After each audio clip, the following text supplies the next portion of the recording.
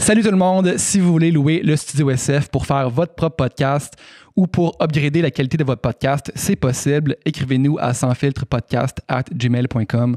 Vous venez ici, le service est tout compris. Vous avez la vidéo, vous avez le son qu'on vous donne tout de suite après votre enregistrement. Il y a Nicole qui va être là pour vous servir, pour vous accompagner dans cette aventure. Le Studio SF, on s'assure que la qualité est optimale à tous les niveaux. Et puis, pour amener votre projet à l'autre niveau, c'est vraiment la bonne chose à faire. Alors, écrivez-nous. Ça va avoir plaisir de vous recevoir ici. Une production du Studio SF. Bienvenue au Sans Filtre, le podcast où on parle de ce qu'on veut avec nos invités. That's it, je suis PH Quentin, habituellement avec moi, Doom Plante. Là, les shows ont recommencé, fait que Doom il est en gig à Québec. Le podcast de cette semaine est présenté par un OBNL, en fait, dans les mesures qu'on a prises pour essayer de mettre en valeur des OBNL ou des entreprises qui œuvrent dans la lutte sociale. En fait, on a reçu quelques emails, dont un de Sarah Abelard, qui est une jeune haïtienne de Montréal qui a lancé une OBNL qui s'appelle Young Influencers of Today, qui est une initiative, en fait, leur premier projet, c'est de vendre des masques sur lesquels c'est inscrit Black Lives Matter. Et ces masques-là, tous les profits vont aider 3 organismes qui viennent en aide à la communauté noire. Donc, la Maison d'Haïti, le Black Girls Code et Solutions Not Punishment.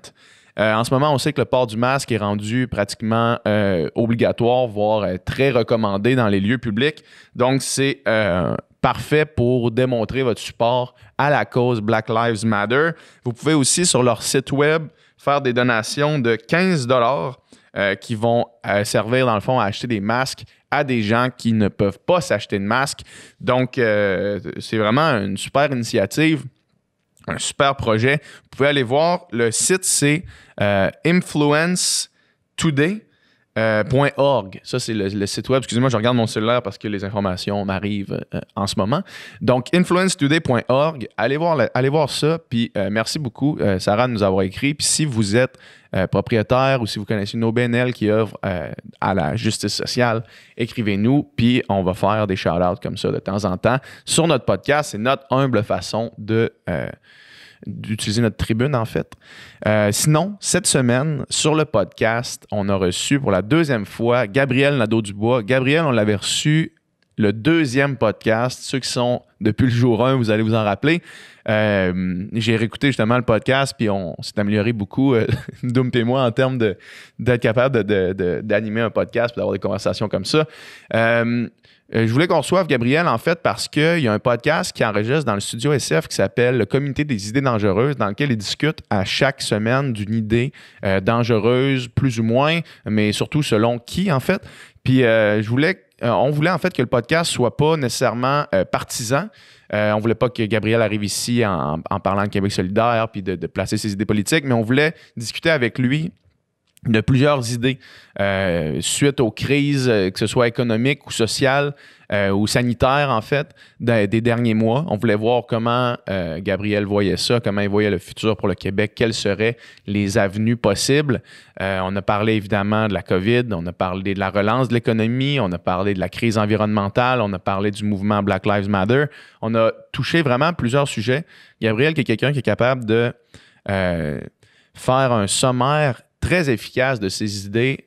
Toutes les questions qu'on lui posait, c'était des questions apparemment, pas apparemment, mais de toute évidence auxquelles il avait déjà réfléchi longuement, puis il est capable de transmettre son idée de façon très efficace. Donc, que vous soyez d'accord ou non avec les idées dangereuses qu'on a partagées durant le podcast, participez à la discussion dans les commentaires, likez nos podcasts. Puis une autre affaire aussi, sur notre page Patreon, on a commencé à faire un segment qu'on appelle « Avec encore moins de filtres » ou « Moins de filtres encore?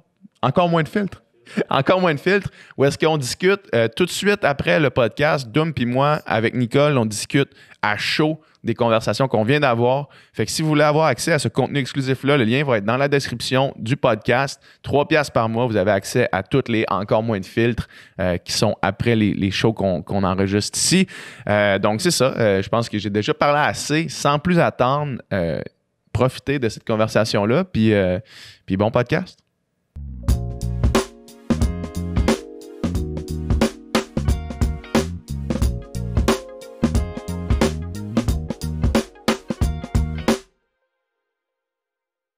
Gab, merci beaucoup d'être là. Salut. Tu as été notre deuxième invité de toute l'histoire du podcast. Ça, je savais pas. Puis là, on est 2 ans plus tard. Ouais. On approche notre 100e épisode. Puis je pense que le monde a changé grandement Vraiment. dans les 2 dernières années. Plus que de mon vécu au complet, j'ai l'impression. Oui, puis dans les 3 derniers mois, il a changé Ouais. plus qu'il avait changé dans l'année et demie avant. Donc, Ouais. c'est sûr que ça bouge vite. Puis j'ai l'impression que c'est pas fini, là. Tu sais, j'ai l'impression que, tu sais, il y a tellement de sujets qu'on pourrait parler en ce moment, aujourd'hui, de choses qui se passent au Québec, politiquement, puis socialement, puis dans le monde aussi. Puis j'ai vraiment l'impression que des soulèvements sociaux, des catastrophes naturelles, des pandémies, tout ça qui crée des changements profonds, ça va devenir monnaie de plus en plus courante. Ben, juste avec la crise climatique, tu sais, qui sera pas aussi subite, elle va pas nous... Ouais. Il va pas avoir une conférence de presse où le premier ministre va nous dire ça commence, Ouais. on ferme tout, mais le sentiment de perdre le contrôle sur les éléments, sur ce qui nous entoure, le sentiment d'être, tu sais, ce sentiment-là d'être ébranlé puis d'être vulnérable, là, je pense que c'est le sentiment qu'on a eu individuellement puis collectivement dans grosso modo les 3 derniers mois. Ce sentiment-là, je pense qu'il faut s'y habituer parce que ça va être de plus en plus fréquent de se sentir comme ça à la merci de circonstances qui nous échappent complètement. Ouais. C'est dur d'imaginer à quoi le monde va ressembler dans 50 ans, 100 ans. J'ai vraiment... Même dans 10 ans. Ça change tellement Même dans 10 ans. rapidement, puis j'ai l'impression qu'on peut tellement autant prendre un virage bon, tu sais, presque utopique, autant qu'on peut prendre un virage puis que dans 50 ans, ça soit le complet chaos. Tu sais. Ben, juste regardons ce qui se passe aux États-Unis, tu sais. Là-bas, ils sont à cette croisée des chemins-là en ce moment, puis ça a une intensité de beaucoup supérieure à celle que ça a ici, ce choix-là. Mais eux autres, ils sont devant ça, tu sais, avec d'un côté une vision du monde incarnée par Trump, tu sais, ultra-violente, ultra-raciste, ultra-capitaliste, tu sais, vraiment. C'est quoi le Divisive, divisive, exactement, c'est ça. Ultra-divisive, Ouais. Puis de l'autre, un mouvement social Rassembleur. qu'on n'a pas vu depuis, en fait, le mouvement des droits civiques, probablement dans les années 60, 70, tu sais, avec des manifestations énormes, à très grande majorité pacifiques, des gens qui veulent transformer la société. Tu sais, il y a vraiment une intersection historique. Ici, ça existe aussi, c'est pas aussi intense. Mais aux États-Unis, on le voit, tu sais, c'est le genre de choix qu'on va avoir à faire dans les prochaines années. Puis le 3 mois qu'on vient de passer, en termes d'intensité sociale, d'intensité politique, pour le meilleur et pour le pire, c'est le genre de situation dans lesquelles je pense on va se retrouver de plus en plus. Il faut s'y habituer. Les derniers mois ont vraiment mis l'emphase sur, j'ai l'impression, un système brisé, autant par la crise de la COVID puis tout ce que ça a impliqué d'un point de vue de remettre en question l'économie à tout prix. Puis ce qui se passe en ce moment avec le mouvement pour Black Lives Matter, où est-ce que là, on remet en question des fondaments de la société, comme les forces policières, par exemple. J'ai l'impression que ça a vraiment mis l'emphase sur le fait que le système, comme on le connaît, doit changer absolument. Je suis complètement d'accord avec toi. Puis j'ai l'impression que dans les 3 derniers mois, il y a plusieurs des fondations, comme tu disais, de notre société qui sont ébranlées. Ouais. Après ça, il faut quand même être réaliste. Moi, je fais pas partie des gens qui pensent que parce qu'une crise comme ça survient, nécessairement après, les choses changent. Ouais. Les choses peuvent aussi rester exactement comme Tout à elles sont. fait. Elles peuvent aussi s'empirer. Ça va dépendre de ce que le monde va décider de faire, puis de ce que les citoyens et les citoyennes ordinaires vont décider de prendre comme décision. Est-ce que les gens vont décider de s'impliquer, de se réapproprier ces enjeux-là, de se réapproprier la politique au sens général, là, qui se fait pas juste dans les partis, qui se fait de plein de manières, ou est-ce qu'ils vont laisser passer ce moment-là, puis dans 2 ans, on va se dire, ouais, finalement... Il y a rien qui Il y a changé. eu cette énorme crise-là, puis on est dans le même Québec, dans le même Canada, dans le même monde. Ça, moi, je sais pas. Mais oui, j'ai senti, moi aussi, toutes ces remises en question-là, puis toutes les certitudes qui ont été ébranlées, d'abord par la pandémie, où on s'est rendu compte qu'en fait, l'économie pouvait s'arrêter, qu'il y avait d'autres choses qui prenaient plus d'importance que ça. Ouais. Et ensuite, presque coup sur coup, l'énorme débat autour de Black Lives Matter, où là, c'est sur les injustices internes à la société qu'on se questionne de plus en plus, puis où on avance très rapidement. Là. Ouais. Tu sais, mettons, je t'avais dit, mettons, il y a 4 mois, je t'avais dit, le SPVM va reconnaître qu'il y a du racisme systémique. Oh, t'es malade ici. Je veux dire, ils vont jamais dire ça, t'es fou. Ils viennent de le reconnaître. Je sais pas quand l'épisode va être diffusé, mais en tout cas, hier, il y a un communiqué de presse qui est sorti. Puis le SPVM dit ouais, ça existe. Quand même, moi, tu m'avais demandé de mettre de l'argent, là. J'aurais pas mis de l'argent là-dessus. Que la CAQ crée un comité, que le premier ministre, la semaine passée, dise qu'il n'y en a pas de racisme systémique, puis qu'une semaine plus tard, il est forcé, pratiquement, à cause de l'opinion populaire, de créer un comité contre le racisme. Ouais. C'est que l'opinion change excessivement rapidement, puis que le peuple a vraiment un pouvoir immense. C'est dans ces moments-là qu'on le voit. Les choses peuvent changer rapidement, mais ça n'arrive pas tout seul. Ça ne tombe pas du ciel, ces changements sociaux-là. Là, pourquoi est-ce qu'en 3 semaines, on a l'impression d'avoir fait plus de chemin sur la question du racisme qu'en 5 ans? C'est parce qu'il y a du monde dans les rues. Il y a eu 15 000 personnes dans les rues de Montréal à au moins 2 reprises. Il y a quasiment eu 15 000 personnes dans les rues de toutes les villes. De toutes les villes du monde, en tout cas occidentales. C'est pour ça que les choses changent. C'est parce que le monde a mané. Puis qu'est-ce qui le déclenche, ça? Si quelqu'un connaissait cette science-là, on pourrait le déclencher on pourrait le déclencher plus souvent. Mais il y a des moments comme ça dans l'histoire. Il y a des circonstances, des événements. Puis là, bang, ça part. Puis là, les choses se transforment très rapidement.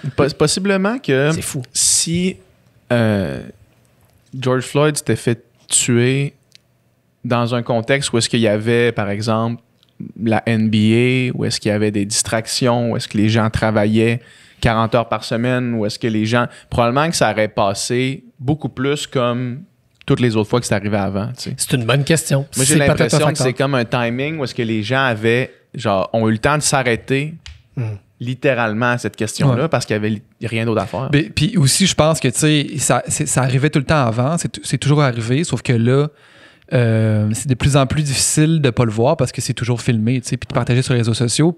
Mais tu sais, il y a une couple de vidéos qui sont sorties après, de trucs qui avaient été filmés, quasiment des viols par la police, qu'on voit, puis que la vidéo dure 12 minutes, c'est une fille qui se fait fouiller. C'est pas bête ce que tu dis sur le fait que les circonstances où tout le monde était un peu déjà sur le qui-vive, déstabilisé dans son quotidien.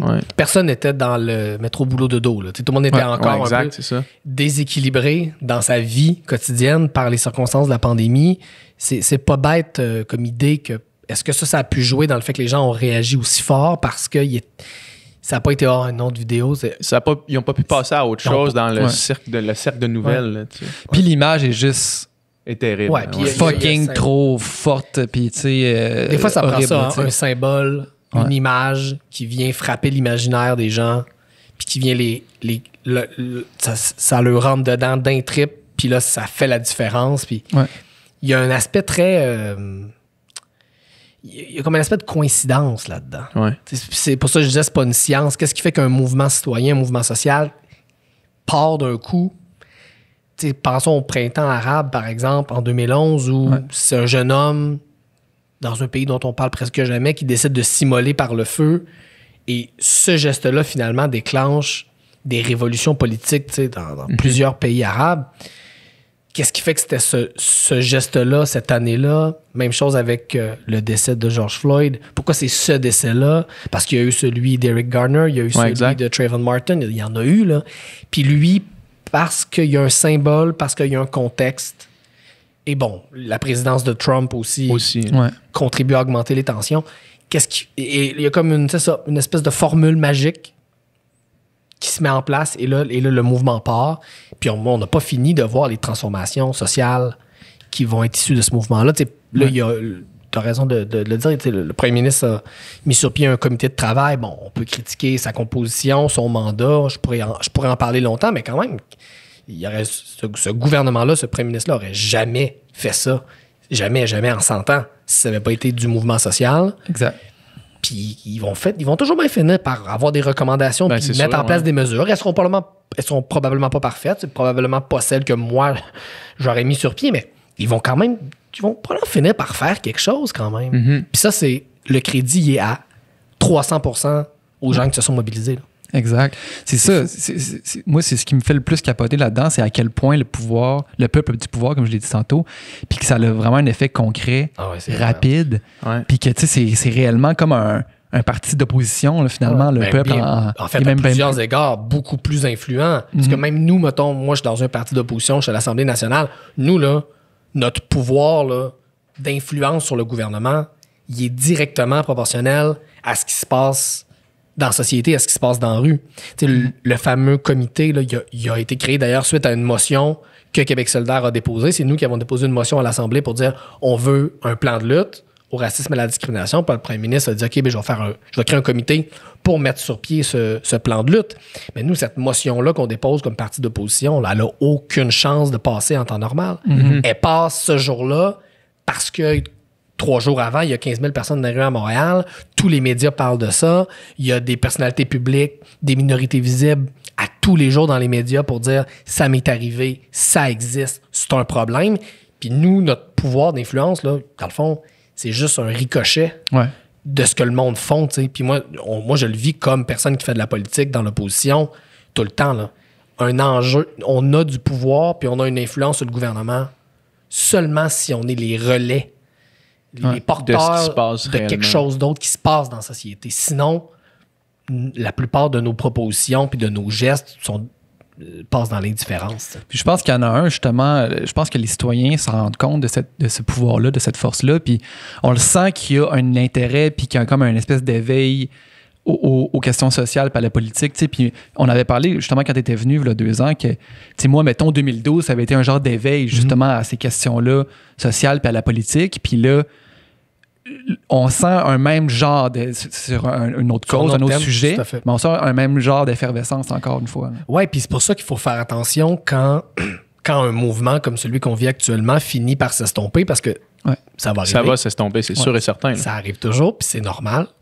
Souvent, on est très prompt, très rapide à dire « Ah, vous voyez, finalement, ça n'a rien donné, ça n'a pas changé le monde. » Mais moi, ce que je ramène tout le temps, puis je pense qu'il y a 2 ans, je vous avais fait le même mais c'est ça qui c'est souvent après des années plus tard qu'on peut dire ah, OK, le monde que ce mouvement-là a éveillé, après, ils ont fait ceci, cela, ils ont parti tel projet, ils sont engagés dans un parti, dans un syndicat, dans un groupe, ils ont fait un podcast, ils ont fait un film, ils ont créé un livre. Puis c'est ça, l'héritage souvent de ces mouvements-là, c'est tous les gens que ça met en action puis que ça éveille. T'sais. Puis je pense que... du moins, j'ose espérer. T'sais, nous autres, mettons, avec la plateforme qu'on a du studio, on a activement réfléchi à comment on peut s'impliquer à notre façon. Puis j'ai l'impression que ça l'a fait ça pour beaucoup de monde. Ouais. Puis j'ose espérer que ça va rester, que c'était pas une espèce... Probablement qu'il y en a qui ont embarqué dans le bandwagon parce qu'à un certain moment, c'était trendy sur Instagram, mais ça, c'est inévitable. On s'en fout un peu. Là. Mais après ça, c'est qui va vraiment être capable de faire un réel changement à sa façon, tu sais, puis ça, je pense, ça va rester, j'ose croire. Oui, mais ça me l'a fait à moi aussi. Tu sais, moi, mettons, comme député, là, j'ai une équipe, puis on a du staff là, à l'Assemblée, mais aussi dans nos circonscriptions, puis on l'a eu la réflexion dans les dernières semaines. On l'avait déjà, mais encore plus intensément dans les dernières semaines. Bon, notre staff, là, il est-tu représentatif du Québec de 2020? Puis on a beau être... on essaie toujours d'être les meilleurs et les plus vertueux à Québec solidaire, mais crime, on s'est rendu compte qu'on n'est pas parfait. Pas tant que ça, Puis il y a du chemin à faire. Puis on s'est donné des objectifs pour que dans nos prochaines embauches, on corrige ça. T'sais. Fait que même nous, qui font de la politique à temps plein, c'est une prise de conscience, puis on change des comportements. Fait que si ça le fait pour nous... Je pense que tu as bien raison de dire que ça le fait pour bien du monde, pour qui c'est encore plus nouveau, puis qui se disent « OK, je réalise ceci, je réalise cela », parce qu'un mouvement de cette ampleur-là, c'est ce que ça fait. Ça ébranle les gens, puis les gens se mettent à se poser des questions. Oui, exact. Tu parlais tantôt de la gouvernance de Trump. Moi, c'est une des choses qui, dans tout ça, m'a frappé le plus. C'est à quel point il y a une division claire dans le monde. Puis les États-Unis, c'est un microcosme de ça. Là. C'est trop évident. Là. On voyait des vidéos de suprémacistes blancs avec des pancartes marquées Vote for Trump, puis il y a une manifestation qui passe devant chez eux en respect. Là, ils chantent un mot, ils chantent une chanson, puis les Blancs, les genres de redneck, je sais pas c'était où, il y en a un qui a le genou sur le cou de l'autre, puis il les envoie chier en passant dans la rue, puis comme...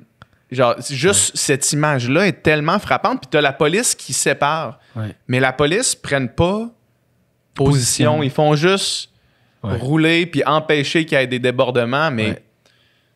C'est d'une violence symbolique. C'est encore pire qu'une bataille à main nue. Puis pendant ce temps-là, t'as le président qui tweet des niaiseries, qui entretient ce climat-là. Moi, de l'huile sur le feu. Ça me fait capoter de voir ça. Ouais. Ces divisions-là, elles existent partout, mais je pense pas qu'elles ont la même intensité partout. T'sais, ici au Québec, là, sans vouloir faire de l'angélisme, là, on a, je pense, un débat public encore comparativement aux États-Unis relativement en santé. On est encore capable au Québec, en tout cas je l'espère, puis je le pense, de discuter de ces affaires-là sans tomber la majorité du temps dans du délire comme ça. Aux États-Unis, il faut quand même là, se rappeler, là, c'est une société qui, depuis les années 90 au moins, est incapable de discuter. L'espace public, là, aux États-Unis, le monde médiatique, là, qui est censé être l'endroit où, dans une société démocratique, on s'échange des idées, on n'est pas d'accord, mais on argumente, on s'échange, le monde écoute ça, se dit « je suis de quel bord, qu'est-ce que je pense? » Bon, cette délibération, cette conversation collective, dans le fond, aux États-Unis, elle est complètement déréglée, malade, délirante, depuis au moins 30 ans. C'est Fox News, là. D'ailleurs, il y a une super série là-dessus qui s'appelle... mon Dieu, quel est le titre? C'est une série d'HBO sur la création de Fox News, qui est l'empire médiatique de la droite, mais en fait, de la droite américaine. Le dommage qu'ont fait ces médias-là à la conversation collective aux États-Unis, c'est délirant. C'est incompréhensible pour nous. Des fois, ils nous disent comme Québécois, le Journal de Montréal. C'est rien.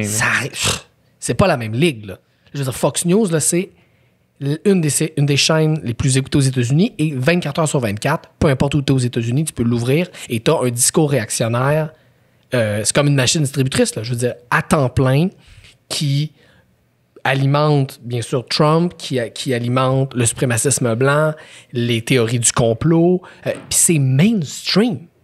Ici, ça existe, mais c'est pas mainstream. Donc, il faut aussi se mettre ça en tête, à quel point on est chanceux d'un certain point de vue d'avoir été préservé de ce dérapage total. Même aux États-Unis, les gens sont plus capables de se parler. Les Américains ne discutent plus entre eux. C'est une société complètement déchirée. J'ai tendance à croire qu'on n'est pas encore rendu là au Québec. C'est plutôt une bonne chose. Même si, mettons, tu sais, il y a quand même beaucoup d'espace à un certain discours... un certain discours de la droite assez problématique, j'imagine. Ça existe. Ça existe. Je pense que à plus petite échelle, on le vit un peu, j'ai l'impression. Par exemple, là, vous ouvrez les pages de certains journaux, vous allez trouver des articles qui disent il y a du racisme anti-blanc, les Blancs sont sous attaque. Ça existe. Puis vous êtes capable, dans la dernière année, de trouver quelques textes dans des médias mainstream. 5-6 textes de ce genre-là. Tu me diras, c'est 5 ou 6 de trop. Je suis bien d'accord. Mais c'est pas le même... C'est pas la même ligue. Puis encore, surtout au Québec, les gens il y a encore, comment dire, du chevauchement entre les différentes bulles sociales. Tout le monde pas séparé complètement. C'est pas aussi séparé. Tu sais, aux États-Unis, c'est des religions. Tout le monde qui écoute Fox News, tout le monde qui écoute CNN, c'est des religions. Puis ça ne se parle pas, puis les uns n'écoutent pas les autres, puis ils se croisent jamais dans le quotidien. T'es bleu ou t'es rouge. C'est des gens qui se voient pas, qui se parlent pas, qui vivent dans des pays différents côte à côte. Je pense pas qu'on est rendu au Québec à un niveau de fracture sociale aussi grave, mais est-ce que ce risque-là nous guette? Tout à fait. Mais j'ai encore l'optimisme de dire, puis moi je le vois, même dans la culture politique, même avec mes adversaires politiques au Parlement, où on est les plus loin, on est quand même encore capable de se parler. Puis on n'est pas sur des planètes différentes. Puis après ça, même s'il y a sais, même si les injustices ou même cette fracture-là, ou même s'il y a des problèmes qui sont plus graves, plus grands aux États-Unis, tu sais, de dire ouais, mais c'est pire aux États-Unis, c'est un peu de dire il n'y a pas besoin d'avoir d'action qui doit être posée ici. Tu sais. Fait que ça sert comme dans un sens, un peu à rien de dire ça. Tu sais, c'est pas parce qu'il y a des problèmes qui sont pires ailleurs qu'on ne doit pas ici essayer de faire mieux. Puis nous autres, on a du pouvoir puis du contrôle sur ce qui se passe ici. T'sais. Puis en fait, c'est que les États-Unis, je pense, doivent nous servir d'avertissement. Ouais, c'est ça. C'est-à-dire, c'est là qu'on s'en va si on fait rien. Si on laisse les personnes qui ont un discours de division prendre le haut du pavé, si on leur répond pas, si on mène pas la bataille des idées contre ces gens-là, il y a un risque que c'est vers là qu'on s'en aille. Fait que les États-Unis, ils sont une comparaison intéressante pour ça, pour nous servir d'avertissement. Mais on n'est pas encore là, heureusement. Ouais. Heureusement. Puis admettons qu'on joue un petit peu à ton podcast, le Comité des idées dangereuses. C'est quoi des pistes, selon toi, de solutions appelons ça, même si, non, ça va faire référence à autre chose, mais l'espèce de problématique du discours médiatique. Comment est-ce qu'on parvient à régler ça ou à tempérer ça? Parce que j'ai l'impression que là, il y a une spirale un peu hors de contrôle qui est alimentée par le clickbait, qui est alimentée par des textes sans nuance, qui est alimentée par du mauvais journalisme ou est-ce que ça s'appelle du journalisme, tu sais? C'est d'opinion. Du journalisme d'opinion. Il y a les deux. Puis comment est-ce qu'on fait pour éviter de tomber dans cette spirale-là quand justement tu as la crise des médias, où est-ce qu'il n'y a plus d'argent, où est-ce que la seule chose qui ramène ton argent, c'est les clics sur... tu sais, fait que mettons qu'on a une idée dangereuse, comment on sort de ça, tu sais? Ben, souvent, justement, dans mon podcast, pour essayer de trouver la solution, première étape, souvent, c'est d'essayer de comprendre c'est quoi le problème, puis il vient d'où. Puis la montée, appelons ça du sensationnalisme, ou juste même la montée de l'opinion dans les médias. Il y a toujours, première chose, il y a toujours eu de l'opinion dans les médias. Ça a toujours existé. Ce à quoi on assiste depuis quelques décennies, c'est la proportion d'opinion, ça grandit, ça grandit, ça grandit, ça grandit. Et c'est lié à cette dynamique-là de clickbait ou de sensationnalisme. Puis pourquoi? C'est directement lié à la crise des médias. C'est parce que les médias sont plus capables de faire de l'argent avec du journalisme qui se tournent vers l'opinion parce que c'est une des dernières affaires qui leur permet de faire de l'argent, de générer des revenus. Puis pourquoi? Parce que leur source de revenus traditionnelle, historique, la publicité, a été complètement cannibalisée par les géants du web. Google, Amazon, Facebook, ceux qu'on appelle souvent les GAFAM. Ouais. Donc, cette source de revenus historique n'existant plus, la publicité, ce qui génère du revenu, c'est le clic sur le web. Et là, tu deviens dépendant de ce trafic-là. Puis comment tu vas le chercher, le trafic? Pas avec un article qui te prend 3 mois à écrire parce que tu payes un journaliste d'enquête. Puis qui te prend 1 heure à lire. C'est pas assez. Le rapport coût-bénéfice est pas assez bon. Qu'est-ce qui maximise ton profit? C'est un article écrit très rapidement par quelqu'un que tu payes souvent au cachet. C'est pas un journaliste salarié, c'est un chroniqueur à qui tu donnes un cachet, qui te sort un 250, 400 mots avec une opinion incendiaire, peu documentée, que le monde va partager parce qu'ils sont pour ou parce qu'ils sont contre. Puis là, tu vas chercher du trafic comme ça, puis c'est beaucoup plus rentable comme modèle qu'un modèle où tu vends de la publicité pendant des mois, pendant que tes journalistes fouillent un dossier. Ouais. Les médias n'ont plus les moyens de faire ça. Donc, on solutionnera pas le problème de la démagogie, de l'opinion délirante, puis de la désinformation, sans régler le problème de comment on fait en sorte que les médias, qui sont des institutions essentielles dans notre société, aient les moyens de faire leur travail convenablement. Pour moi, c'est directement lié. Fait une des pistes de solution, c'est de venir en aide financièrement massivement à ces médias-là, avec des conditions, par contre. Parce qu'il n'est pas question que le gouvernement ingère. D'abord, que le gouvernement donne de l'argent, puis que cet argent-là s'en aille pour faire de la chronique ou de l'opinion. Il faut que cet argent-là s'en aille pour financer des journalistes. dans des salles de nouvelles qui vont donner de l'information de qualité au monde, de l'information fiable. Puis l'autre affaire, c'est avec des balises, en effet, pour pas que cet appui financier-là vienne avec un genre de contrôle ou de conditions de la part des gouvernements. Mais honnêtement, en ce moment, notre problème principal, c'est pas que les gouvernements veulent s'ingérer dans le contenu. En ce moment, ceux qui s'ingèrent dans le contenu, c'est les entreprises privées qui financent du reportage, puis financent des publi-reportages, puis toutes sortes de cahiers spéciaux, puis de patentes. T'sais. L'ingérence dans le contenu en ce moment, là, il y en a, mais elle vient pas des gouvernements, elle vient du privé. Fait que pour moi, une des pistes de solution, c'est ça, c'est donner aux médias les moyens de faire leur job. Parce que sortir de l'information de qualité, là, c'est long. Ça coûte cher. C'est long. Ça coûte cher. C'est beaucoup de ressources. Il faut leur donner les moyens de le faire. Puis moi, je pense que c'est un investissement sur la qualité de notre débat collectif. Parce que sinon, regardons aux États-Unis, là, c'est là qu'on s'en va si on fait rien. Comme tu disais, ces textes d'opinion-là, là, c'est des gens qui vont pondre un texte par jour. Là, à quel point... Ah non, mais c'est... À quel point ta recherche... Ou plus. Ouais, c'est ça. Plus même. À quel point ta recherche s'est approfondie, à quel point tu as réfléchi à la situation à tous ces côtés même de la ton médaille. temps de réflexion. C'est impossible là, d'avoir une opinion formée, claire sur autant de sujets à chaque jour. C'est impossible. Puis je veux dire, ça a une place dans le monde médiatique. L'analyse, la chronique, l'opinion, ça a toujours existé. Puis ça fait partie de, je pense, une offre médiatique globale où le monde ça peut les aider à se faire une idée, à se forger une opinion. C'est super sain, mais dans une certaine proportion puis d'une certaine manière.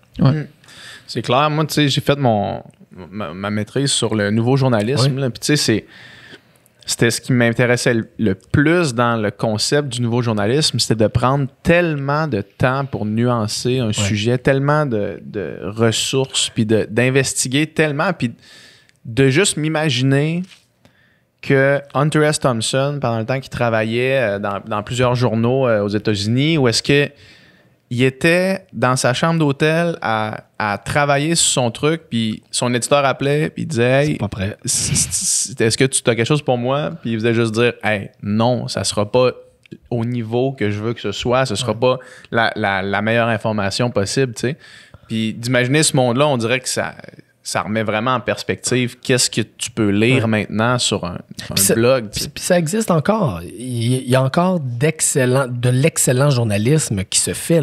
Faut pas, donc moi, j'essaie toujours de jamais... Comment dire? J'essaie de jamais tomber dans la rhétorique dans le bon vieux temps, là, puis l'âge d'or, puis tu sais, chaque époque a ses problèmes. Là. Puis... Il n'y a pas de great again à retourner. Non, c'est ça. C'est exactement make ça. Québec great again. Make journalism great again non plus.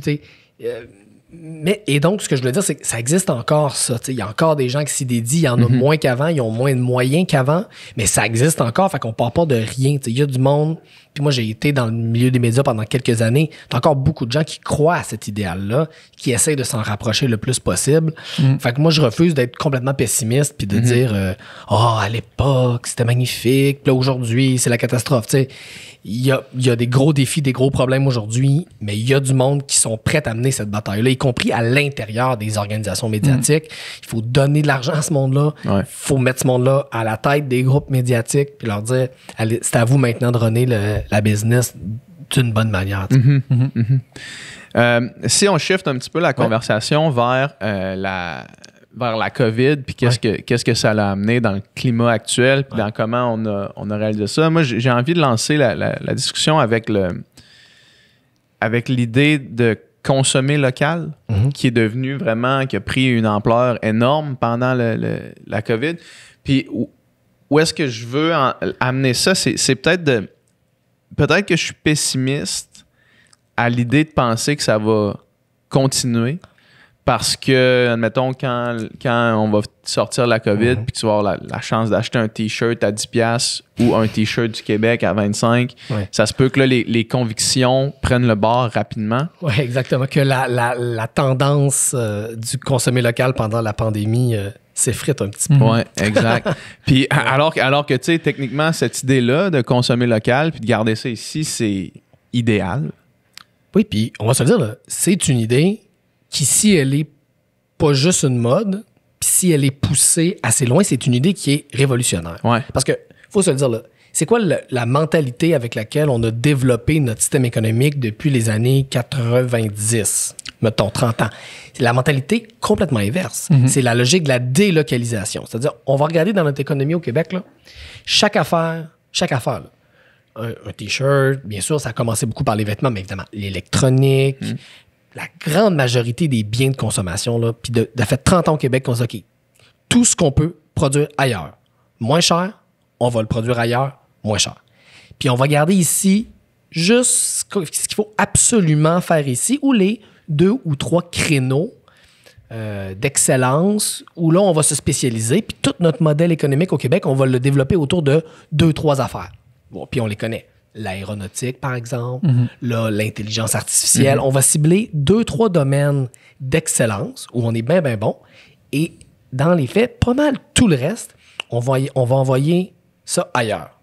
Pourquoi? Parce que les droits des travailleurs, travailleuses sont pas reconnus, fait que pas de syndicat, ça coûte moins cher. Les réglementations environnementales sont moins exigeantes, fait que on se fait moins chier, on peut polluer plus, ça coûte moins cher à produire.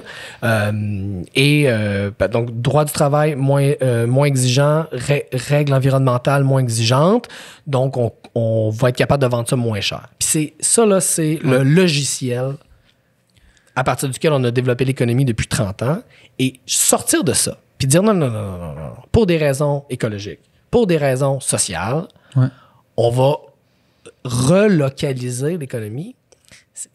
Ça a un potentiel de vraiment transformer notre société. Si ça reste pas juste une mode, si ça se maintient, puis qu'on fait des choix politiques en disant non, un instant, là, on va sortir l'argent, puis on va relocaliser notre économie, ça a le potentiel d'être quelque chose comme une vraie transformation du Québec. Est-ce que ça va arriver? On verra. C'est fou, c'est ultra porteur comme idée. Imaginez-le juste sur l'alimentation. OK, on a de l'électricité en masse, that's it, on fait des serres.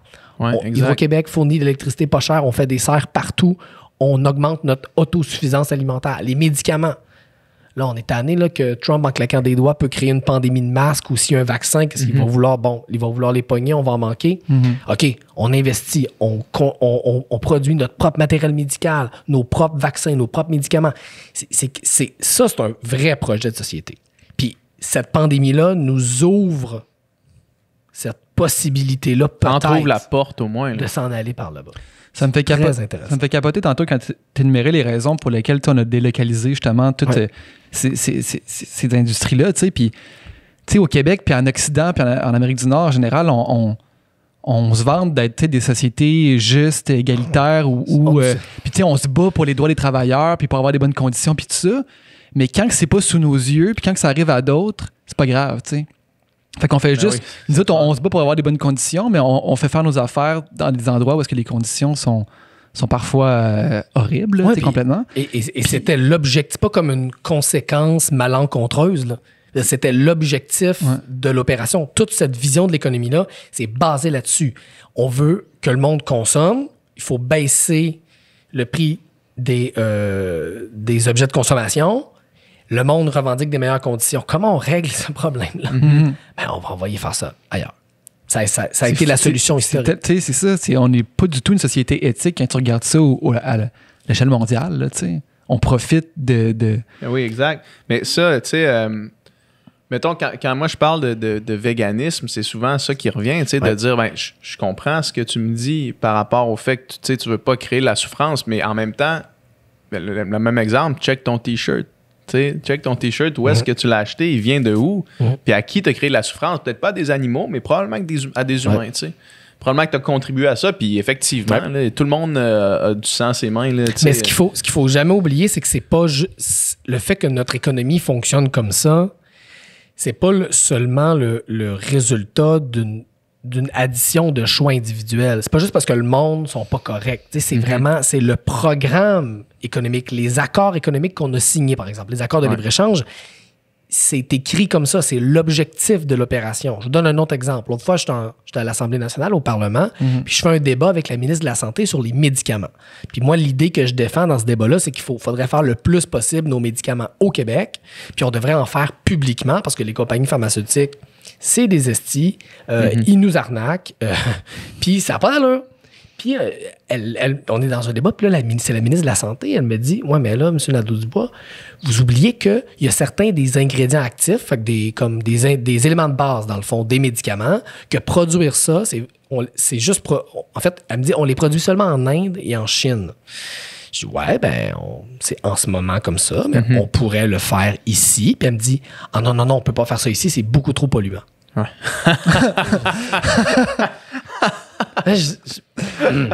Aïe, aïe. Donc là, vous êtes en train de me dire... Elle me dit ça comme ça, là, pas comme gênée ou honteuse. Là. Ouais. Très, très transparente. Là, je dis, on le fait quand même. c'est parce que vous comprenez que la pollution, elle n'arrête pas à la frontière de l'Inde. Là. Ça reste en Chine. Puis comme les gaz à effet de serre, ils restent pas là. Puis là, vous êtes en train de me dire qu'il faut surtout pas relocaliser ça parce que c'est polluant. Vous êtes donc en train de me dire que c'est vraiment préférable de polluer là-bas parce que ça nous dérange moins. C'est d'une absurdité, là. Mais c'est la vision, c'est ça. Puis c'est assumé comme ça. Cette pollution-là, c'est la Québec qui l'a créée, là, qui l'a produit. Oui, de toute là, façon, Ouais, c'est peu notre importe. consommation qui est la cause directe de la production de cette pollution. Sauf que c'est le pareil. Nous autres, on est corrects, puis regardez qui pollue, mais c'est absurde. C'est une stratégie aussi pour pouvoir dire... regardez, on a un bon bilan. On a atteint nos cibles parce qu'on a juste délocalisé, pas juste la production, mais aussi la création des gaz à effet de serre ailleurs. Fait que, tout ça pour revenir sur la pandémie, dans la pandémie, notre vulnérabilité, notre fragilité à l'égard de l'extérieur, le fait qu'on s'est mis à manquer de certaines choses. On l'a eu d'en face. On l'a eu en pleine face, puis ça ouvre une possibilité de vraiment changer la manière dont notre économie fonctionne. Puis moi, ça me motive. Ouais. Puis c'est une occasion que je pense qu'il faut saisir. Est-ce qu'on va la saisir? Ça, on le sait pas. Mais l'occasion, elle est là, puis elle est magnifique. Ma soeur, elle a fait une maîtrise en pharmacie, puis pour le développement de médicaments, justement, puis elle a amené à leur commencer un nouveau bac après sa maîtrise parce qu'elle se trouvait pas de job, tu sais. Puis moi, naïvement, j'ai demandé pourquoi tu n'as pas de job pour développer, tu sais, des médicaments. Puis elle dit parce que toutes les compagnies se sont délocalisées en Inde parce que là-bas, il n'y a pas de législation et de réglementation sur les tests qu'ils peuvent faire. Fait que c'est comme fait qu'on envoie ça là-bas, on continue à développer les médicaments parce qu'en Inde, ils permettent de traiter sur des singes à crâne ouvert puis ils s'en calissent, tu sais. Ouais. C'est fou, pareil, de penser ça. Moi, c'est souvent ce que j'appelle un logiciel, là, parce que c'est ce logiciel de développement économique, il est une menace pour l'environnement, il est une menace pour les droits sociaux, il est insoutenable écologiquement. C'est juste impossible de continuer comme ça. Puis transformer ça, c'est s'attaquer c'est s'attaquer à quelque chose qui est fondamental pour notre économie. Ça se fera pas sans opposition. Là. Exactement.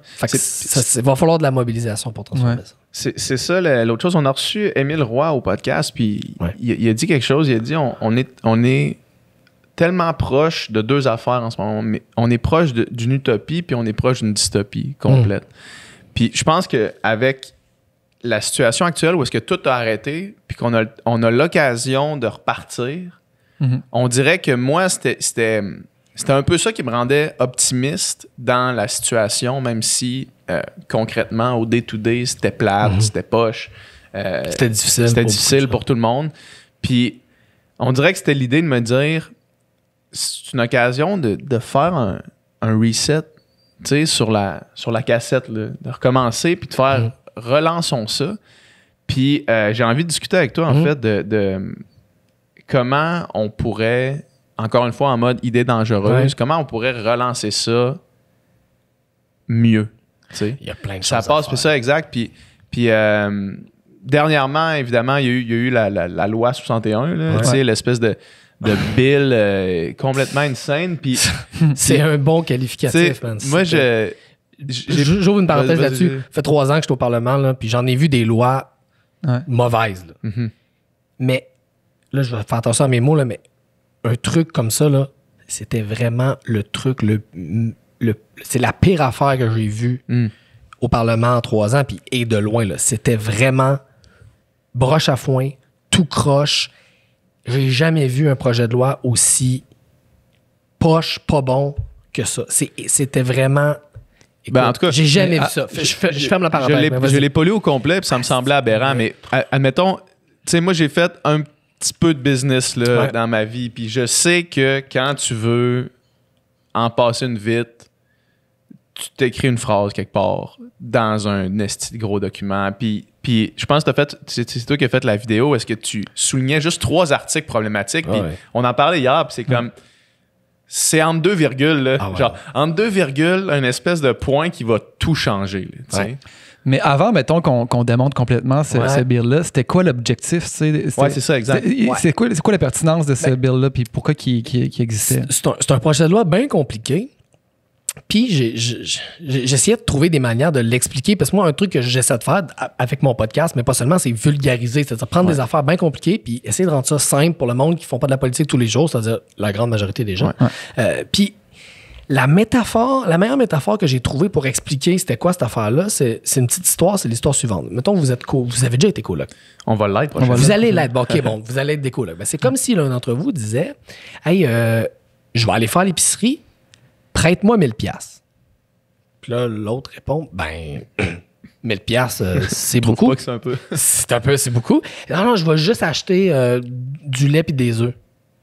Ben là, pourquoi tu as besoin de 1000$? Non, t'inquiète pas, je vais te donner le change. Mais là, je veux bien que tu me donnes le change, mais c'est juste, t'as pas besoin de 1000$. Pourquoi je te prêterais 1000$? Non, mais c'est juste pour être sûr que j'en manque pas, puis je vais te donner le change. Est-ce que le coloc raisonnable prêterait 1000$ à son coloc pour ça? Tout à fait. Jamais de la vie. Mais ce projet de loi-là, c'était exactement ça. Ils nous ont dit, on a besoin de relancer l'économie, puis donc d'investir rapidement de l'argent dans l'industrie de la construction. Puis pour faire ça, il y a 2-3 délais qu'il faudrait raccourcir.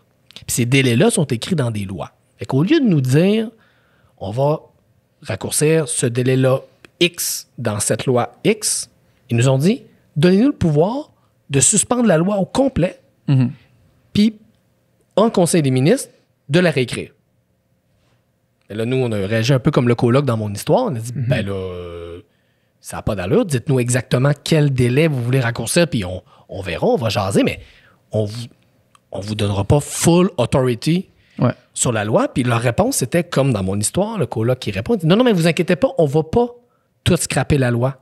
Mais là, je veux bien que vous nous demandiez de vous faire confiance, mais dans une démocratie, la job des oppositions, puis des citoyens, puis de la société civile, c'est pas de faire confiance aveuglément, c'est de demander des garanties, c'est de s'assurer qu'il y a des contre-pouvoirs, qu'il y a des balises, puis que si le gouvernement demande 1 pouce de pouvoir, ben, on peut décider oui ou non si on lui donne 1 pouce, mais on lui donnera pas marge de manœuvre complète sous prétexte qu'il nous garantit qu'il va en utiliser juste 1%.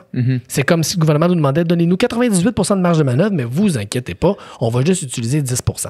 Ça marche pas comme ça. Puis ce projet de loi-là, c'est pour ça qu'il était complètement délirant. Puis dans la petite vidéo que j'ai fait, j'essayais de l'expliquer en ressortant 2-3 articles. C'est qu'il nous disait donnez-nous autorité totale de changer à peu près toutes les lois, mais vous inquiétez pas, on le fera pas. Mais il n'y a jamais un député d'opposition dans un parlement de l'histoire de tous les parlements, asti, qui aurait signé ce deal-là. C'est juste nous demander d'arrêter de faire notre job. C'est demander aux citoyens d'arrêter de faire leur job. C'est demander aux groupes environnementaux, à la vérificatrice générale, à toutes les institutions qu'on s'est données pour protéger les citoyens. C'est demander à tout ce monde-là de signer un chèque en blanc. Puis c'était mal foutu.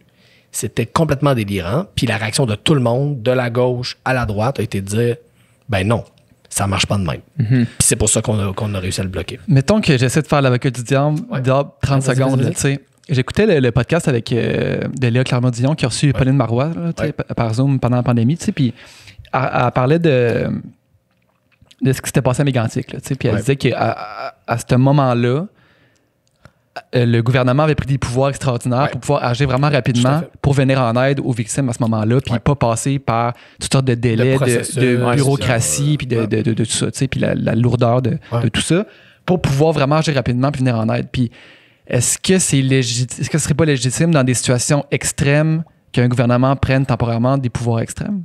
Tout à fait. Mais le mot-clé que tu viens de dire il est important, temporairement. Puis pendant qu'il y a une crise. Tu sais, dans tous les pays, ça existe, hein? Des lois qui donnent des pouvoirs exceptionnels dans des situations exceptionnelles.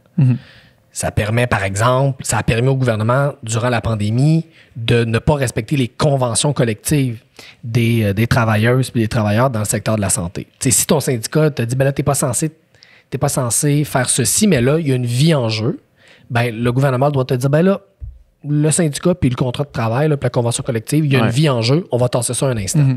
Puis ça, c'est normal, puis c'est correct. Par contre, dans tous les pays du monde, ces dispositions-là, exceptionnelles, sont toujours encadrées. Parce que tout le monde voit ici qu'il y a un...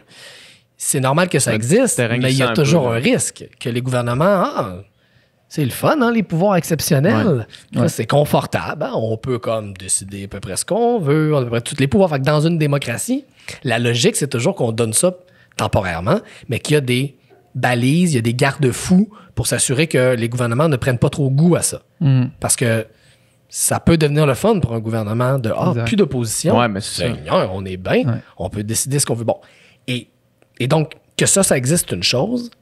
Qu'un gouvernement veuille s'arroger ces pouvoirs-là dans la version initiale du projet de loi, là, c'était indéfiniment. Ouais, c'est ça. Ça, je veux dire, ça existe nulle part dans le monde. C'est du délire.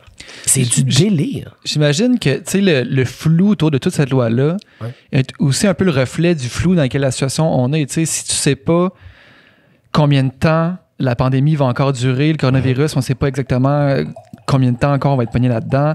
Si tu ne sais pas exactement quelles sont les actions claires, tu sais que tu veux relancer l'économie, mais ton plan n'est pas encore clair de qu'est-ce que tu vas faire, ben, tu fais une loi floue qui fait que tu vas pouvoir te revirer de bord un peu n'importe quand. Je présume que c'était ça le thinking derrière, mais tu sais, mettons en ce moment-là, la loi sur la santé publique, qui est la loi qui permet de déclencher l'état d'urgence sanitaire, a dit tu peux le prolonger à coup de 10 jours, puis il n'y a pas de limite. Fait que le gouvernement peut à chaque 10 jours prolonger, mais ils sont obligés. Puis oui, c'est un peu gossant pour eux autres, à chaque 10 jours de dire on le prolonge, puis de justifier pourquoi. Honnêtement, dans une démocratie, c'est normal que ça soit un peu gossant. Ouais. Parce que c'est ça la logique. Il faut que les pouvoirs exceptionnels, ils soient possibles, mais il ne faut pas qu'ils soient trop confortables. Ouais. Parce que l'objectif, c'est que les gouvernements sentent que c'est justement temporaire et qu'ils doivent rendre des comptes. Ouais. Parce que sinon, puis c'est arrivé dans l'histoire des démocraties, les moments de crise on peut perdre la démocratie dans ces moments-là. Puis c'est ça qu'il faut éviter. Puis tu l'as vu, là, des libéraux à Québec solidaire, en passant par le barreau du Québec. Le barreau du Québec, là, c'est pas l'extrême gauche. Là, tout ce monde-là a dit, là, vous venez d'enfreindre cet équilibre absolument essentiel où les citoyens... Désolé. Pas trop. Pas de problème. Je pense que... où les citoyens sont prêts à vous donner des pouvoirs extraordinaires, mais pas n'importe comment, puis pas sans surveillance. Mais c'est drôle ce que tu viens de dire parce que j'ai une couple de mois au début de la crise du coronavirus, j'écoutais, c'est une couple de fois que j'en parle sur le podcast, mais c'était vraiment intéressant. C'était un podcast avec une experte en changement climatique puis qui est prof en sciences politiques, dans le fond, parce que la science climatique est très politique. Ouais. Puis elle dit, nous, en sciences politiques, on est quasiment plus nerveux que la santé publique, la crise coronavirus, parce qu'on le sait que dans des moments de crise comme ça, la première chose qui tombe, c'est les démocraties, puis c'est les pouvoirs, puis les gouvernements qui se prennent des pouvoirs supplémentaires. Puis 2 mois plus tard, c'est exactement ce que le gouvernement essaie de faire un peu. Fait que c'est comme, elle avait raison. Mais en même temps, c'est là où la professeure que tu cites avait raison, le risque existait. On a un gouvernement au Québec qui a fait exactement ça. Ils ont essayé d'en passer une petite vite au monde en se disant, hey, là, le monde, là, il nous aime bien, les sondages sont bons, il y a une crise. Essayons d'aller chercher plus de pouvoir. Mais la bonne nouvelle, là, c'est que ça n'a pas au jour marché. d'aujourd'hui, ça n'a pas marché. Puis il y a eu beaucoup de gens de la population s'est soulevé aussi pour ça. Ça faisait longtemps que j'avais pas vu une mobilisation comme celle-là. Sur le web, autour d'un projet de loi. Autour d'un projet de loi, là, c'est fou. Fou. La quantité de gens qui se sont mis à nous écrire, des vidéos qu'on a fait qui ont eu 500, 600 000 vues. Là, on a senti que encore, il y a dans le peuple, chez les citoyens et citoyennes, cette vigilance démocratique où, quand ils sentent qu'un gouvernement exagère, il y a une réaction. Ben, tu vois, c'est encore une fois le peuple qui réalise le pouvoir qu'il a, puis qui est énorme. Tout à fait. L'entrevue que tu parlais, tu m'avais dit quelque chose à amener par rapport au changement climatique comparativement à la crise du coronavirus, comme de quoi en ce moment, dans l'histoire de l'humanité, la crise climatique se trouvait à être comme si on était en mars du Parce coronavirus. qu'elle dit la différence, elle dit il y a beaucoup de parallèles à faire entre la crise du coronavirus et la crise du changement climatique, sauf que le changement climatique, ça se déroule en slow-mo, tu sais. Tandis que le coronavirus, c'est extrêmement rapidement. Ouais. Mais si on se replace dans l'histoire, tu sais, puis dans l'évolution du changement climatique, des siècles, ça veut dire début mars, tu sais. Ouais, début mars, mi-mars, mettons. Puis ça, c'est quand que shit a hit the fan, tu sais, mettons. C'est quand qu'on a commencé à se rendre compte qu'il y a un problème. À s'en rendre compte. Ouais. Sauf que quelque chose qui unfold in slow motion, comme elle dit, ça va aussi être beaucoup plus long à réparer, tandis que, tu sais, on prend des actions, coronavirus, on prend des actions, puis tout de suite, on voit le résultat. Ouais, 2 semaines plus confinement, 2 semaines plus tard, tu vois déjà la contagion diminuer. Ça, c'est des décennies, des siècles plus tard que nos efforts, on va commencer à voir, si on fait des efforts, les résultats. C'est là que je voulais en venir, puis pour imaginer, tu sais, quand le coronavirus, justement, mi-mars a frappé, puis que là, il y a eu des mesures drastiques, tu sais, du jamais vu de mon vivant, tu sais, de comme... Là, restez chez vous, tout est fermé, on se barricade. Puis j'ai l'impression que si on fait ce travail-là, de se dire, hey, là, admettons que la science nous dit que pour les changements climatiques, on se retrouve à la mi-mars du coronavirus, bien, c'est précisément le moment pour éviter le pire, qu'on prenne des décisions drastiques pour que ça change. Puis l'affaire, c'est que si on attend plus tard que la situation soit vraiment extrême comme le coronavirus l'était, puis qu'on ressente l'urgence, si on se confine, puis qu'on fait tout, puis on change nos actions, il est trop tard. Ben c'est ça, exactement.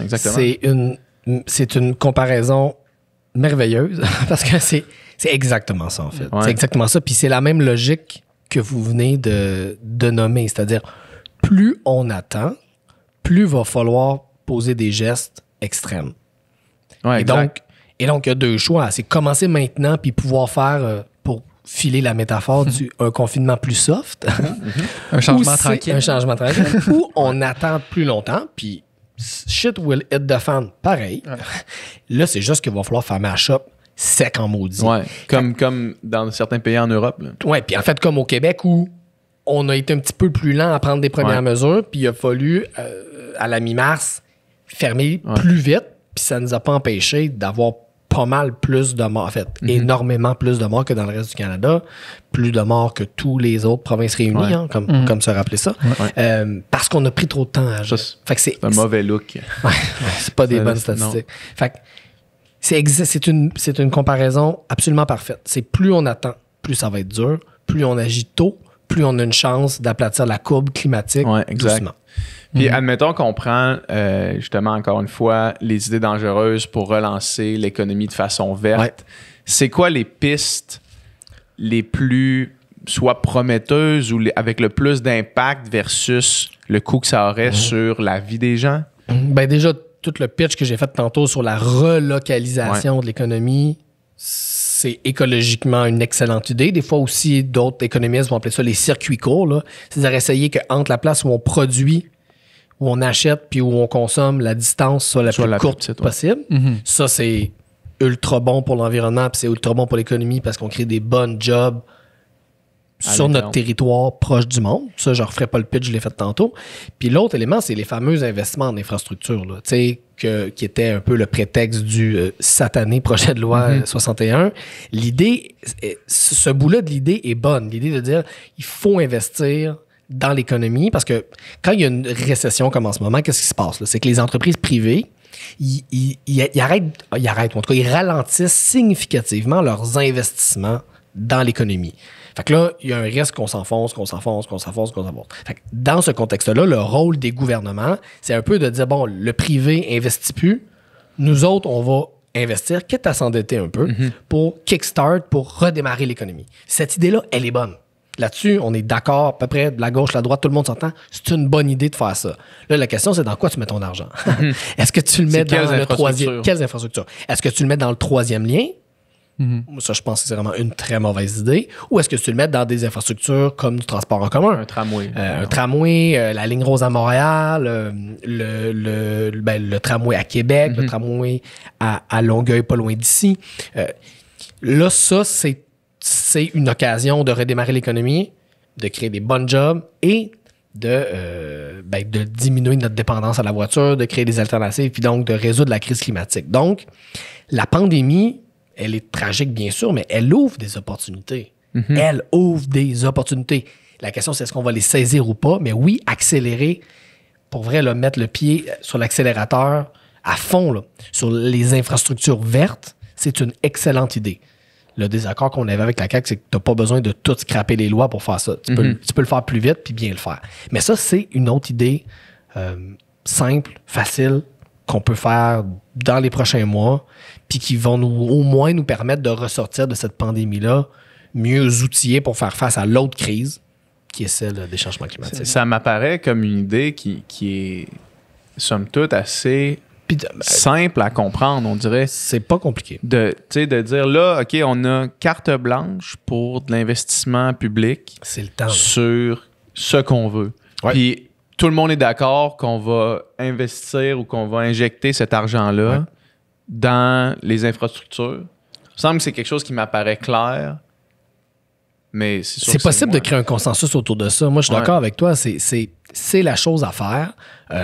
C'est bon pour l'économie, c'est bon pour l'environnement. Puis, on pourrait aller plus loin. Il y a la question de l'agriculture puis de l'autosuffisance alimentaire. Exact. Ça aussi, c'est réduire le trajet de nos aliments. On pourrait parler de télétravail. Il y a dans le télétravail une partie de la solution pour diminuer la congestion, notamment. Est-ce qu'en encourageant dans certaines circonstances le télétravail, on ne peut pas faire en sorte que les gens se déplacent moins? Mm-hmm. Il y a plein d'opportunités. Il faut juste les saisir. Puis il ne faut pas laisser cette opportunité-là passer. Il y a un dicton en anglais que j'aime bien qui dit « Never let a good crisis go to waste ». Il ne faut pas laisser les crises passer sous notre nez sans s'en saisir comme d'une opportunité. Ça ne veut pas dire que la pandémie est une bonne chose. Là. Ouais. Ça veut juste dire que malgré la tragédie, il y a des opportunités dont on peut se saisir pour changer la société, changer le monde. Je pense que c'était les fermes Loufa qui font des paniers bio qui livrent aux portes, qui expliquaient que ça prenait... Eux autres sont sur un toit. Ouais. Puis ça leur prendrait en fait 3 fois les infrastructures qu'ils ont en ce moment pour être capable de nourrir Montréal au complet. Pour fournir des paniers bio à Montréal au complet. Puis, en réflexion, tu te dis, crime, c'est pas tant que ça. C'est une possibilité qui m'apparaît comme assez simple encore une fois. C'est pas farfelu du tout. Ouais. Puis l'autosuffisance alimentaire, ça, c'est une autre affaire qui moi, ça me parle beaucoup, là, ce projet-là, de me dire, on n'a plus besoin, on est capable de manger local en cuisinant avec ce qu'on a selon les saisons. Puis oui, des fois, il n'y aura pas d'avocat. Mais souvent, en fait, il y aura sûrement plus d'avocats, mais c'est pas la fin du monde. Ouais. Il y a 1 million d'autres affaires. Puis encore, avec les serres, on peut faire plein de choses. La technologie va continuer à évoluer. On va développer des serres de plus en plus performantes. Il n'y aura peut-être pas des avocats 12 mois par année, tous pareils, tous parfaits. Mais moi, je pense qu'il ne faut pas non plus associer ces transformations-là avec une espèce de... restriction. Trop de restrictions ou d'ascétisme. On n'est pas besoin de devenir des moines qui font vœu de pauvreté. Il faut arrêter, faut sortir ça de la tête. Il y a des trucs qui sont il y a des attentes qu'il va falloir peut-être réviser un petit peu à la baisse. Ouais. Genre des manques tout le temps. Non, faut pas vivre dans un monde... Je pense qu'il y a des affaires qui sont juste irréalistes, mais il faut arrêter de penser que ça veut dire qu'on va manger juste des patates, des navets puis des graines. C'est pas vrai. Il faut sortir de ça. La technologie permet de faire plein de choses intéressantes maintenant. Avec des infrastructures de serre, on pourrait produire des légumes à l'année. Il y a des choses qui sont possibles. Ce qu'il faut, c'est juste mettre l'énergie, mettre l'argent. Puis c'est sûr que je vais faire c'est peut-être mon bout de plus politique, mais on n'a pas un gouvernement en ce moment qui est comme très intéressé par ces affaires-là. Puis surtout, on n'a pas un gouvernement qui est très imaginatif. Ils sont beaucoup sur le pilote automatique. Puis ils sont beaucoup sur les affaires simples, de base, comme on faisait avant. C'est pas un gouvernement, pour prendre un anglicisme, là, qui think outside the box, là. Malheureusement, on est gouverné par des gens qui sont sur le pilote automatique, puis sur le même vieux modèle. Puis des fois, j'ai l'impression que ça les empêche de faire des affaires qui seraient bons pour le Québec, qui seraient bons pour l'économie. C'est même pas si loin de leur idéologie, mais ils sont timides, puis sont un peu conservateurs. Mais à qui, en fait, c'est qu'ils s'adressent à quelqu'un, j'imagine. Je veux dire, un changement, même que si le changement il est positif, inévitablement, il y a des secteurs qui vont être touchés, puis il y a des gens, tout changement, tu as des gens qui vont en bénéficier, puis d'autres au contraire, qui ça va les nuire, tu sais. Puis je pense que peut-être que la base de ce parti politique-là est plus ancrée dans des industries qui veulent moins le changement, je sais pas. Ben, c'est un gouvernement qui freine. C'est des banquiers. C'est des banquiers. C'est un gouvernement de banquiers. Tu sais, je veux dire, François Legault, il vient d'Air Transat. Pierre Fitzgibbon, qui est le ministre de l'Économie, c'est un banquier. Éric Girard, ministre des Finances, c'est un banquier. C'est pas du monde... C'est du monde qui viennent de milieux où le modèle actuel, là, bon, il y a des petits ajustements à faire, mais c'est des gens qui viennent de milieux où les gens sont confortables dans le monde actuel.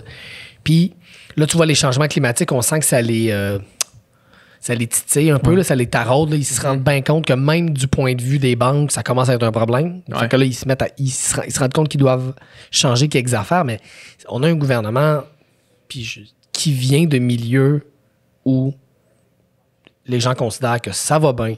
Ouais, Puis il n'y a rien à changer. Faut pas trop que ça change. Tu sais, Jacques Parizeau, l'ancien premier ministre du Québec, disait en 2012, dans la mobilisation étudiante, il disait que l'esprit contre lequel les jeunes se battaient à l'époque, cet esprit-là était résumé par la phrase suivante: il fait chaud, ça pue, on est bien. Puis il disait, les jeunes, ils se battent contre cette mentalité-là. Tu sais, la mentalité de on est entre nous, ça va bien, on change rien. Puis des fois, quand je vois le gouvernement, cette phrase-là me revient en tête. C'est drôle. Tu sais, on parle depuis tantôt le pouvoir de... Je vais m'en rappeler. Moi aussi, ben regarde, moi, ça fait 10 ans.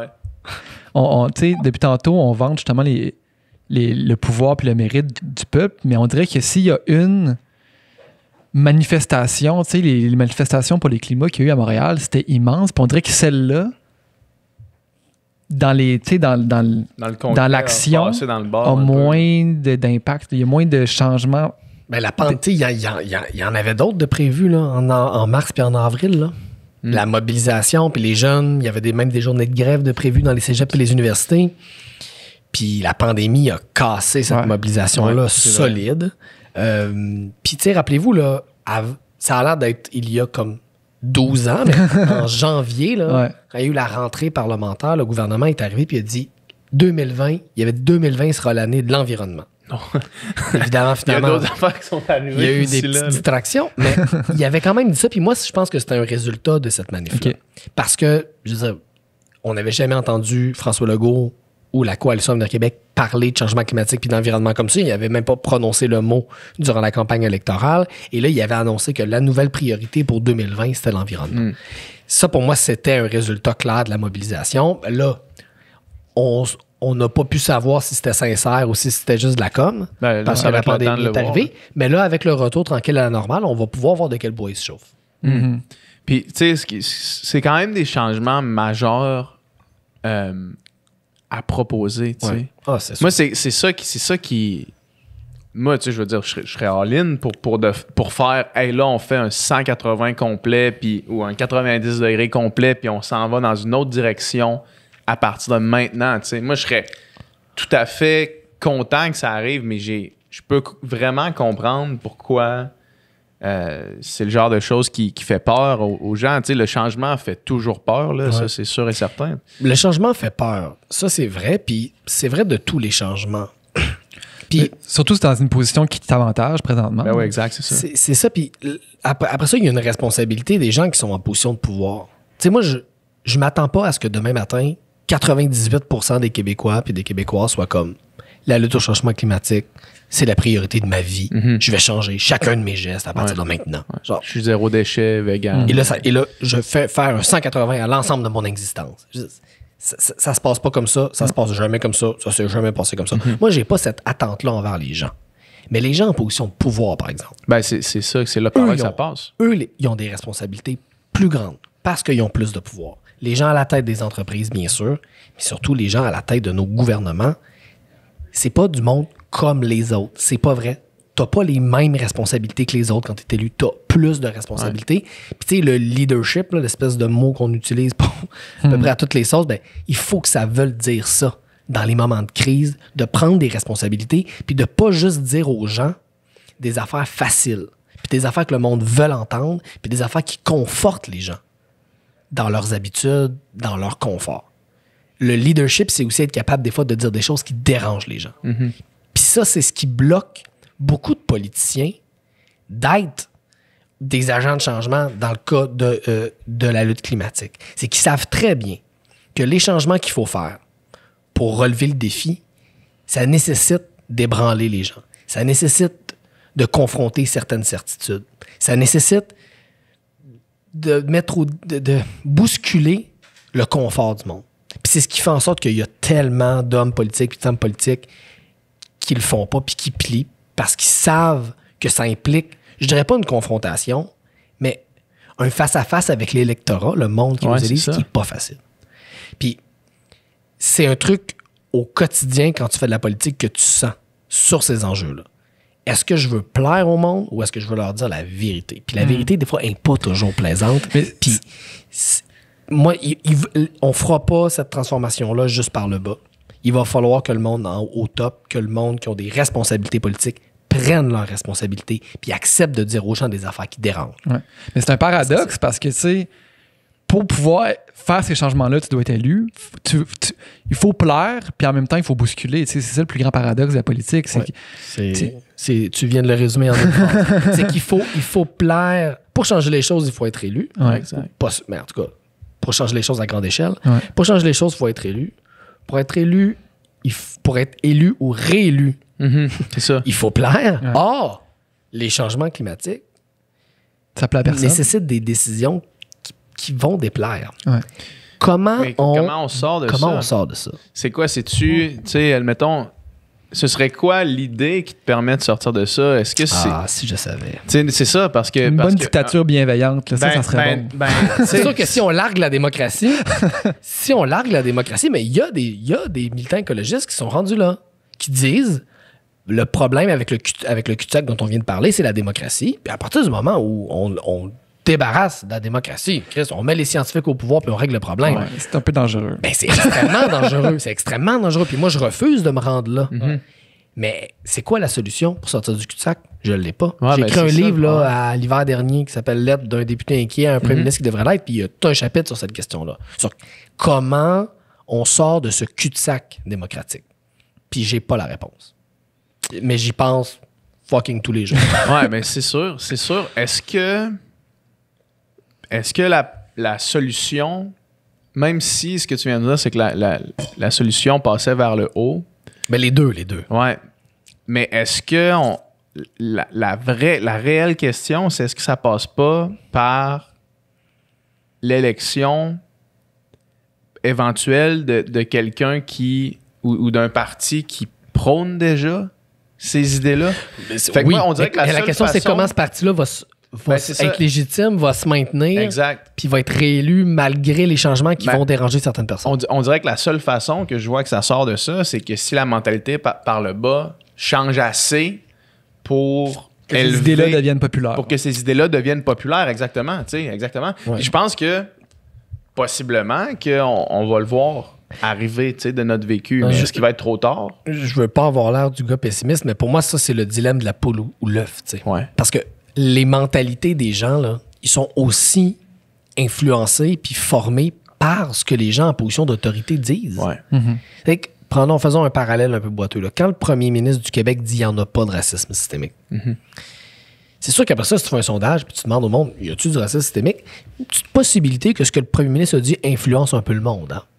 Hein? Bien sûr, of course. Donc, c'est vraiment la poule ou l'œuf. On n'aura pas de gouvernement qui vont être résolument actifs dans la lutte au changement climatique sans qu'il y ait une transformation des mentalités. Mais peut-il y avoir une transformation des mentalités sans leadership qui vient du haut? Puis quand je dis leadership, je ne veux pas dire autorité, je veux dire d'inspirer les gens. Tu sais, les grandes figures politiques de notre histoire, puis dans la plupart des démocraties, c'est des gens qui ne font pas juste prendre les gens où ils sont. C'est des gens qui sont capables d'élever le monde. Puis de ne pas juste dire « je vous conforte dans des idées que vous avez déjà », mais je vous introduis à des nouvelles idées, puis je vous amène à appuyer ces idées-là. C'est ça le leadership politique, selon moi. Donc, pour moi, c'est vraiment la poule et l'œuf. Il va falloir les deux. Il faut bien sûr que les mentalités changent pour que le changement politique arrive, mais pour moi, l'inverse est vrai aussi. Le changement politique, ça aide à faire évoluer les mentalités. Les deux, puis comment faire en sorte que ces deux trucs-là avancent en même temps, c'est ça l'énorme défi qu'on a. Puis moi, comme personne qui fait de la politique, puis qui est obsédé par la question des changements climatiques, j'y pense tous les jours. Ouais. Comment trouver cet équilibre-là entre, pas pour brusquer les gens, mais en même temps essayer je veux pas dire des élevés, là, parce que ça voudrait dire un peu qu'ils sont comme plus bas que moi, mais de les introduire à des nouvelles idées puis de les aider à aspirer à autre chose. Parce que c'est ça, on dit souvent, c'est un projet de société, c'est quoi? C'est quoi faire rêver les gens? Mais c'est de dire, en ce moment, vous êtes là, puis moi, j'essaie de vous permettre de voir ce qui est autre chose. Qu'est-ce qui est possible? Qu'est-ce qu'on pourrait faire ensemble? Ça, c'est extrêmement difficile de trouver cet équilibre-là. J'ai le feeling que... parce que ce que tu décris là, c'est une certaine influence de l'instance gouvernementale qui permet j'imagine, d'influencer la pensée publique. J'ai l'impression que cette influence-là tend à perdre un petit peu en pouvoir. Puis surtout pour les plus jeunes générations qui maintenant sont, j'imagine, beaucoup plus influencées par quote-unquote des influenceurs que au sens très large du terme que par les gouvernements. Ouais. J'imagine que cette idée-là ou ce projet-là est capable de se faire transmettre par de quoi de beaucoup plus alternatif que par un point de presse du premier ministre ou par une vision. Tu sais, je veux dire, mettons, le premier ministre qui dit, pour reprendre l'analogie que tu as faite tout à l'heure, qui dit qu'il n'y a pas de racisme systémique, il n'a pas perçu... Il n'a pas réussi à... Ouais, c'est ça. Il n'a pas réussi à faire dire ça à beaucoup de monde, là, tu sais. Je veux dire, tout le monde, après ça, c'était comme... Ça dépend dans quel milieu. Hein. Ouais, ben ça c'est effectivement... Probablement que c'est pas dans ma bulle, là, mais... Puis aussi, c'est qu'après ça, une fois qu'il se rétracte ou bien qu'il... je pense pas que c'est officiellement rétracté, mais le fait qu'il crée un comité, c'est un peu une sorte de rétractation. Ça peut dire, finalement, il y a peut-être un problème. Tu sais, c'est comme, ça a pris... Pourquoi ça prend nous autres qui se soulèvent pour que tu fasses des statements comme ça? Tu sais, pourquoi c'est pas toi le leader? Tu sais? C'est ça. Mais moi, je pense que c'est là la distinction à faire, de dire le leader, peut-être qui est ailleurs. Peut-être qu'il faut regarder ailleurs pour élire, pour avoir un bassin qui va élire des idées progressistes comme ça. Mais tu vois, c'est vraiment une question... Pour moi, la question que tu poses, c'est la bonne. C'est-à-dire, parce qu'il y a un rôle, tu dis les influenceurs, si je mettais mon chapeau de sociologue, je dirais la culture au sens large. Tout à fait. Les médias sociaux, là, en général. On pourrait dire la culture avec un au sens très large. Tout ce qui se passe dans la sphère culturelle de la société. Ouais. Ces affaires-là sont super importantes pour le changement social. Il n'y a pas de changement social sans que des artistes, des influenceurs, des gens dans les médias fassent évoluer les mentalités, ouvrent les esprits, animent les débats. C'est essentiel. Mais là, le défi, c'est comment on transfère cette énergie-là, comment on la canalise pour que ça devienne du changement politique. Parce que le risque, puis les médias sociaux, pour moi, ça alimente ce risque, ça augmente ce risque-là, c'est que ce bouillonnement culturel reste dans cette sphère-là, puis qu'on reste chacun dans notre bulle, convaincu qu'on est en train de changer le monde. Parce que quand on regarde notre fille, on dit que tout le monde pense comme moi, ça va bien. Puis que pendant ce temps-là, les gens qui gouvernent pour vrai, qui votent les lois pour vrai, sont dans une autre bulle. Pas dérangés. Ouais. Donc, il faut que cette ébullition-là sociale, qui, oui, est plus forte que jamais à cause des médias sociaux, puis oui, c'est vrai, chez les jeunes, la voix d'un François Legault va avoir pas mal moins d'influence probablement que d'autres voix auxquelles ils vont avoir accès dans la sphère culturelle. Il faut qu'ils fassent le pont de l'un à l'autre, puis qu'à partir de ce qu'ils voient comme idée, de tendance, puis de mouvement, sur leurs médias sociaux ou avec leurs amis, comment est-ce qu'on canalise ça après ça vers le champ politique? Ouais. Parce que sinon, c'est le risque d'une espèce de division où il va y avoir des micro-bulles très progressistes, très branchouilles, tout ça dans les villes, hein, beaucoup. Ouais. Puis que pendant ce temps-là, ça vit indépendamment d'un monde politique qui est encore contrôlé par la même génération, par les mêmes idées, puis qu'on remet le même monde au pouvoir. Puis ça, moi, je vais vous le dire, là, je le sens des fois, ce risque-là. Tu sais, des jeunes, puis ça m'est arrivé après la dernière élection, genre mi-octobre 2018, une gang de jeunes qui vient me voir. « Ah, salut Gabriel, hey, Québec solidaire, on est tellement contents, genre, de votre avancée. On vous a suivi sur Instagram toute la campagne. D'ailleurs, vous êtes comme genre le seul parti sur Instagram. C'est vraiment cool. » Je suis comme « Ah, c'est cool, là, tout ça. » Puis là, je commence, vous avez quel âge? Ah, genre 18, 19 ans. Je dis « Hey, c'est cool. Fait que vous avez pu voter pour la première fois. » Ils me regardent, ils sont comme « Ah ouais, non, finalement, on n'est pas allé, on n'a pas pu. » Là, je suis comme « Tu me niaises, là, tu viens de me dire « Yeah, on est content, vous avez 10 députés. » Puis là, t'es même pas allé voter. Tu dis, OK, c'est comment on transfère cette énergie? Genre, le support, je suis super content. C'est super cool, gang. Yes. Liker, partager. C'est top. Là, es-tu capable de faire juste le petit step de plus puis d'aller voter? Puis là, je suis même pas en train d'aller te demander d'aller dans 3 manifs par mois, là. Juste aller voter. Ouais. Fait que c'est ça que je veux dire dans transférer cette énergie-là dans des gestes politiques qui peuvent changer qui nous gouverne, parce que sinon, le risque, c'est celui de la bulle indépendante. Puis que la structure politique est encore légitime. Puis la culture est de plus en plus homogène. Puis justement, c'est les jeunes, en général, on est influencés maintenant, puis on a de l'information qui vient prendre partout, mais d'aller voter au Québec, au municipal, old school, mais c'est encore... C'est dur comment... C'est important pareil.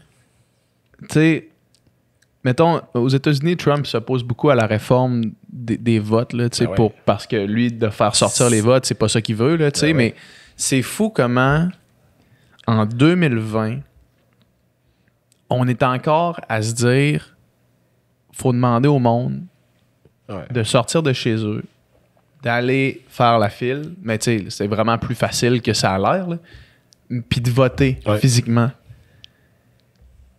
J'ai l'impression que si on se disait, hey, tout le monde a une méthode de vote dans nos poches. Ouais. On a une méthode de vote dans nos poches, là, tu sais. Ça pourrait clairement être facilité. Admettons, là, après ça, c'est une question de sécurité, mais t'as raison qu'il n'y a pas on est capable. Ça, c'est pas un défi qui me semble impossible à relever. Tout à fait. Facilement, tu sors ton ordinateur, ton téléphone, tu fais une demande, puis tu reçois 2000$ 2 jours après, tu sais. Ouais. Comme ça, tu sais. Puis, il y a une question de sécurité à ça aussi. Puis on le fait facilement. En fait. L'idée, admettons, là, c'est que Apple ou Android sont capables d'envoyer des notifications d'alarme à tout moment. Fait que là, cette journée-là, entre ces heures-là, tu coches au début l'heure que tu veux, là, puis là, tu reçois une alarme, puis tu remplis ton scrutin. Il y a plein d'affaires qui sont possibles. Moi, je vois ça, puis je me dis, tu veux faire sortir tous les votes pour avoir la meilleure parce que c'est pas vrai que toutes les démographies sont également représentées lors du vote. C'est pas vrai. Notamment à cause de ça, parce que les taux de participation sont super variables selon les générations. Exactement, c'est ça, exactement. Puis certaines générations vont voter plus d'un côté, certaines, puis on le sait c'est lesquelles. Là. Fait que moi, dans ma tête, c'est incompréhensible que ce qui limite une réelle démocratie, ce soit la volonté d'un individu à sortir de chez lui pour aller voter. Moi, ça fait pas de sens pour moi. Je comprends pas pourquoi, tu sais. Je suis d'accord avec toi qu'il faudrait que ce soit plus facile, puis il y a plein de manières de le rendre plus facile. Ouais. On a fait des trucs dans les dernières années, des petits changements, genre permettre de voter sur ton campus, si t'es un cégepien ou un universitaire, c'est pas rien. Bon, c'est pas le Pérou, mais c'est pas rien. Ouais. Mais après ça, tu sais, il y a le rendre plus facile, mais honnêtement, moi, des fois, je vois du monde, puis c'est vraiment parce qu'ils pensent que c'est pas important. Ouais. Puis que même si c'était plus facile, je suis pas sûr qu'ils trouveraient ça plus important. Puis là, ça, c'est ce qu'on disait tantôt, c'est oui, il faut que ce soit plus facile, mais il faut que le monde comprenne que c'est important, puis que les changements sociaux auxquels ils aspirent, parce que moi, c'est ça que je remarque, le monde, là, même quand ils votent pas, il y a des trucs qui les dérangent. Ben, tout à fait, c'est ça. Ils en ont des opinions. C'est ça l'affaire. Il y a des trucs qui veulent changer. C'est juste le lien entre j'ai des insatisfactions, j'ai des idées, des rêves, des projets de société, peu importe. Puis pour que ça se matérialise, il y a un geste que je peux faire. Puis moi, c'est ce pont-là, des fois, que je vois chez des gens super engagés, super informés. Ce pont-là, il n'existe pas entre les deux. Puis ça, j'avoue, moi, ça me rend... Ben, c'est qu'ils ont perdu foi à l'institution, ils y croient plus, tu sais. Tu sais, le fameux discours sont tous pareils, là, oui, tu sais. oui, on l'entend ou encore pire, ils pensent vraiment, là, que c'est pas vraiment ça qui change le monde. Ouais. Moi, je fais autre chose. J'achète local, je fais ci, je partage des trucs, du contenu sur mes médias sociaux, puis ils pensent vraiment que c'est plus important que changer qui nous gouverne, parce qu'ils ont intégré le discours, un certain discours, qui dit que les changements sociaux, de toute façon, ça passe pas par les gouvernements, ça passe par les gens qui changent leurs habitudes. Puis évidemment, moi, je trouve que c'est une erreur grave de penser qu'il faut faire un ou l'autre. Ouais, c'est ça. Exactement. Quel drôle de dilemme. Comme, Tu peux facilement faire les deux. mais en fait, c'est la seule manière que ça change, faire les deux. Ouais. Mais moi, cette opposition-là, je la trouve stupide. Puis on n'a pas besoin de choisir entre les deux. On peut faire les deux. Tu peux faire tous les changements. Il faut faire tous les changements nécessaires dans notre vie personnelle et faire ce qu'on peut pour changer qui nous gouverne. On n'a pas besoin de choisir. On peut faire les deux. Puis c'est la seule manière que les choses changent. Puis moi, c'est ça que je vois. Puis ça vient me chercher. Des gens qui me disent « Ouais, non, mais tu sais, on s'est bien voté, mais regarde, moi, je pense que j'ai plus d'influence si je change des affaires dans ma vie. » Voyons donc. Je pense que... T'as pas besoin de choisir entre les deux. Admettons qu'on veut illustrer de la façon la plus claire l'importance de qui gouverne.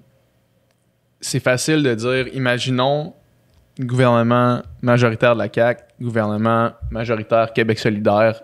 Imagine les deux mondes différents dans lesquels on vit. Puis là, je fais pas de... Regarde aux États-Unis, là, entre Trump c'est ça. Clinton. puis Clinton, même Clinton, pour qui j'avais un enthousiasme égal à mon enthousiasme envers le golf, c'est-à-dire fuck all.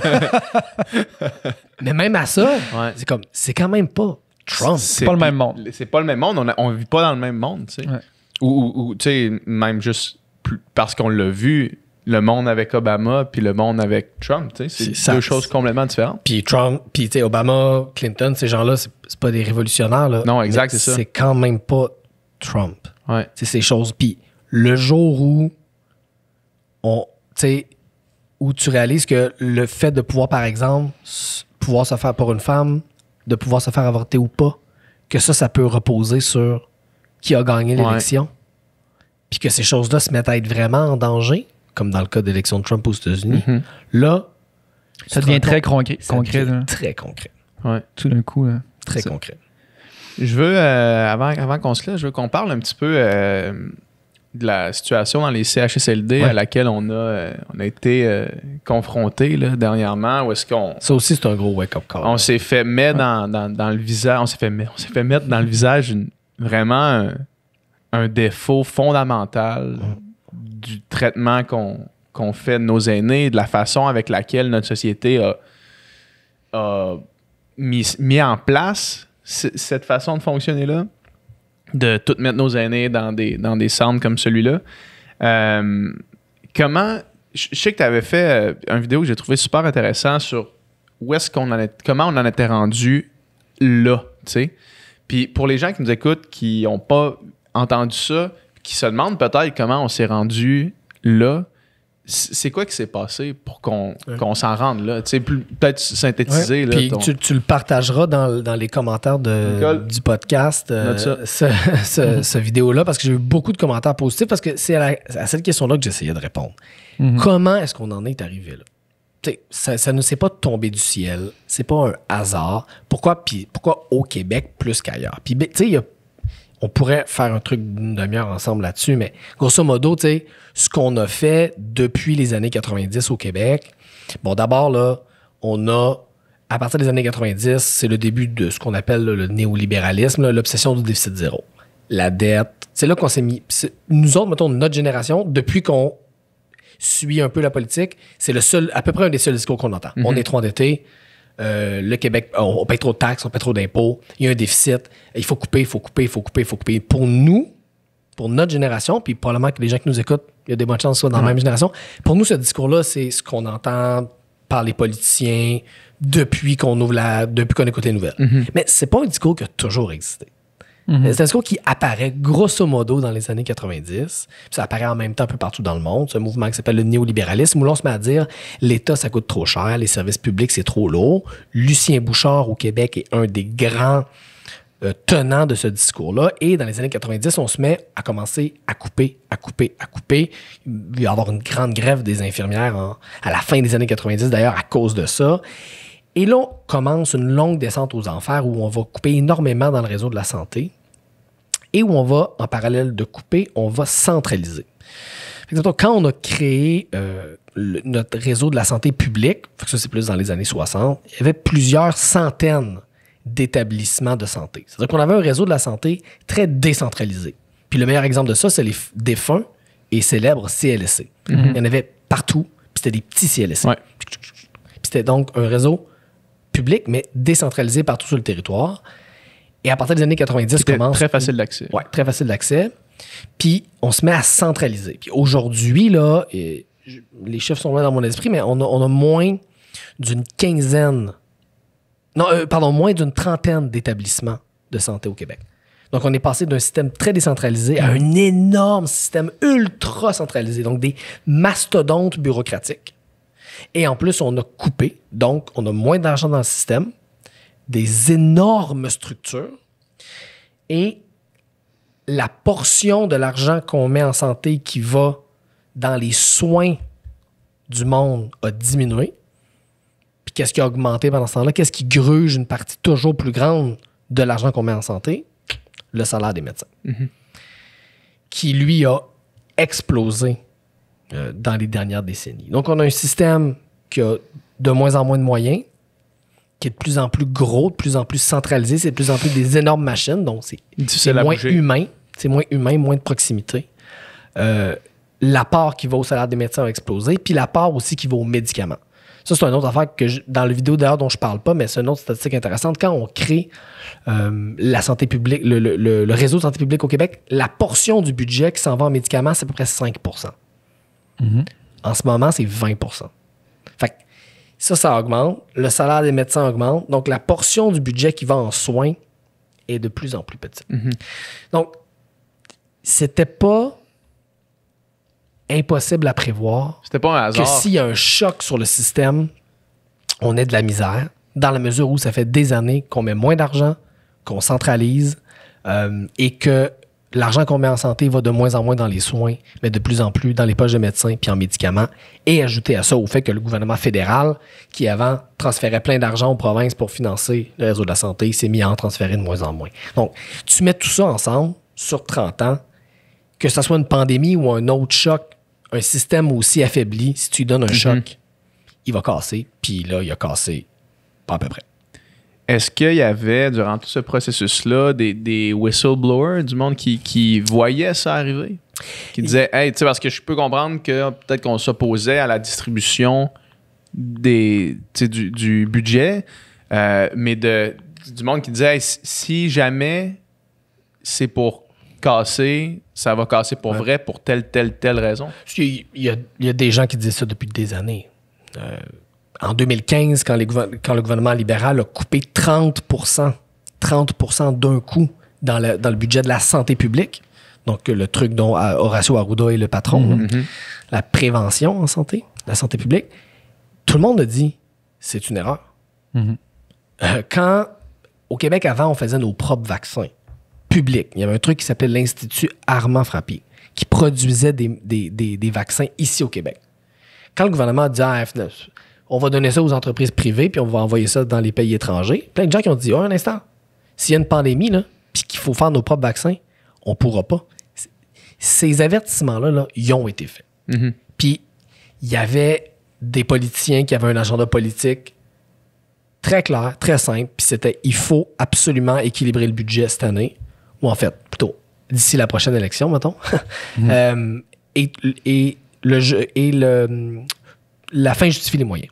Donc, s'il faut couper en santé publique, on va le faire. S'il faut couper dans le CHSLD, on va le faire. S'il faut renvoyer des infirmières comme on l'a fait à la fin des années 90, on va le faire. Puis cette obsession-là, elle nous a coûté des milliers de vies dans les derniers mois. Ouais. C'est ces choix politiques-là qui nous ont menés là. Tu vois, tu parlais de Whistleblower PH, tu sais, puis j'avais vu, je pense que c'était Infoman qui avait fait le montage de toutes les fois où aux nouvelles, il parlait de à quel point dans les CHSLD, les conditions sont misérables. Tu sais. Puis t'avais Bernard de Rome dans les années 90 qui disait... Une enquête vient de dévoiler. Les conditions en CHSLD sont vraiment pas optimales, puis les gens ont un bain par semaine, puis les gens aussi, puis les gens ça, puis la nourriture, puis tout ça. Puis tu voyais les années, puis à chaque fois qu'on en parle, puis tu vois, ça a pris ça pour que finalement on écoute le message qui avait été répété plusieurs fois. C'est débile. C'est débile que ça ait continué parce que même moi, je me rappelle entendre ça, entendre des histoires du un bain par semaine. Là, je me rappelle de ça, les préposés aux bénéficiaires qui étaient juste pas capables de fournir. On le sait depuis tellement longtemps. Ouais. Mais c'est les gens les plus... Ça fait partie, les aînés, surtout les aînés les plus vulnérables qui sont en CHSLD, fait partie des gens les plus fragiles de notre société. Puis pour prendre un cliché épouvantable, mais vrai, comme le sont parfois certains clichés, c'est souvent dans la manière dont on traite les plus vulnérables dans une société qu'on voit de quoi on est fait. Puis c'est honteux. C'est honteux la manière dont on prend soin ou on prend pas soin de ces aînés-là au Québec. Puis le pire dans tout ça, c'est qu'on la connaît, la solution. Ça fait des années qu'on le sait, pour les aînés spécifiquement, ça fait des années qu'on le sait, que la solution, c'est de prendre l'argent qu'on investit pour mettre les gens entre quatre murs dans des institutions de soins, puis prendre cet argent-là, puis le rediriger vers les soins à domicile. Faire en sorte qu'au lieu que la personne s'en aille dans un hôpital ou dans un centre de soins, t'amènes les soins à la personne. Puis ça, là, non seulement c'est démontré par à peu près une pile d'études plus hautes que ça, que c'est meilleur pour la santé mentale et la santé physique des gens, mais c'est aussi démontré que ça coûte moins cher. Ça coûte moins cher. On va économiser en faisant ça. Donc, il n'y a vraiment aucune raison de ne pas le faire. C'est pour vous donner une idée là, de la planète sur laquelle on vit et d'à quel point c'est une planète différente. Dans la plupart des pays européens, la proportion du budget pour les aînés qui va en soins à domicile, c'est 60, 70, 80 %, puis le reste va pour les soins en institution. Nous, ici, c'est 15 % soins à domicile. Fait qu'on est dans une proportion complètement inversée. Puis là, je vous dis pas, ça c'est en ce moment là. Fait qu'on est en ce moment parmi les pires au monde. Tous les pays dans le monde l'ont compris. Si tu veux prendre soin des vieux, tu les gardes à la maison le plus longtemps possible. Puis il arrive un moment où ils sont trop mal en point, trop maganés, trop malades, problèmes cognitifs. Bon, où là, tu les amènes en institution, mais plus on garde nos aînés chez eux, mieux ils vont être. Tous les spécialistes le disent dans le monde. Tous les pays dans le monde le font. On est une des exceptions. Fait qu'il n'y en a pas de défaite. Il n'y en a pas d'excuses pour dire qu'on ne le savait pas. On le sait très bien depuis des années. Puis les gouvernements, ils ont été paresseux puis ils ont manqué de vision. Mais tu sais, il y a une réflexion aussi que chacun doit avoir, puis qui est personnelle et collective, sur comment on traite les aînés dans notre société. Tu sais, je veux dire, parce que c'est quand même, il y a quand même un choix de société, puis quand même un choix de dire je place mes parents dans une institution, tu sais, puis ça bouleverse plein d'affaires. Mais tu sais, juste hier, on parlait avec Maïté Saganache, tu sais, puis le rapport avec les aînés chez les communautés autochtones est complètement différent, tu sais, beaucoup plus intégré à la famille, tout ça, tu sais, puis on peut s'en inspirer. Il y a certainement quelque chose à réfléchir là-dedans. Fait que, tu sais, oui, le gouvernement doit prendre des actions, mais je pense qu'on doit aussi collectivement réfléchir à c'est quoi être aîné, c'est quoi la place qu'on leur réserve dans la société, tu sais, puis... Tout à fait.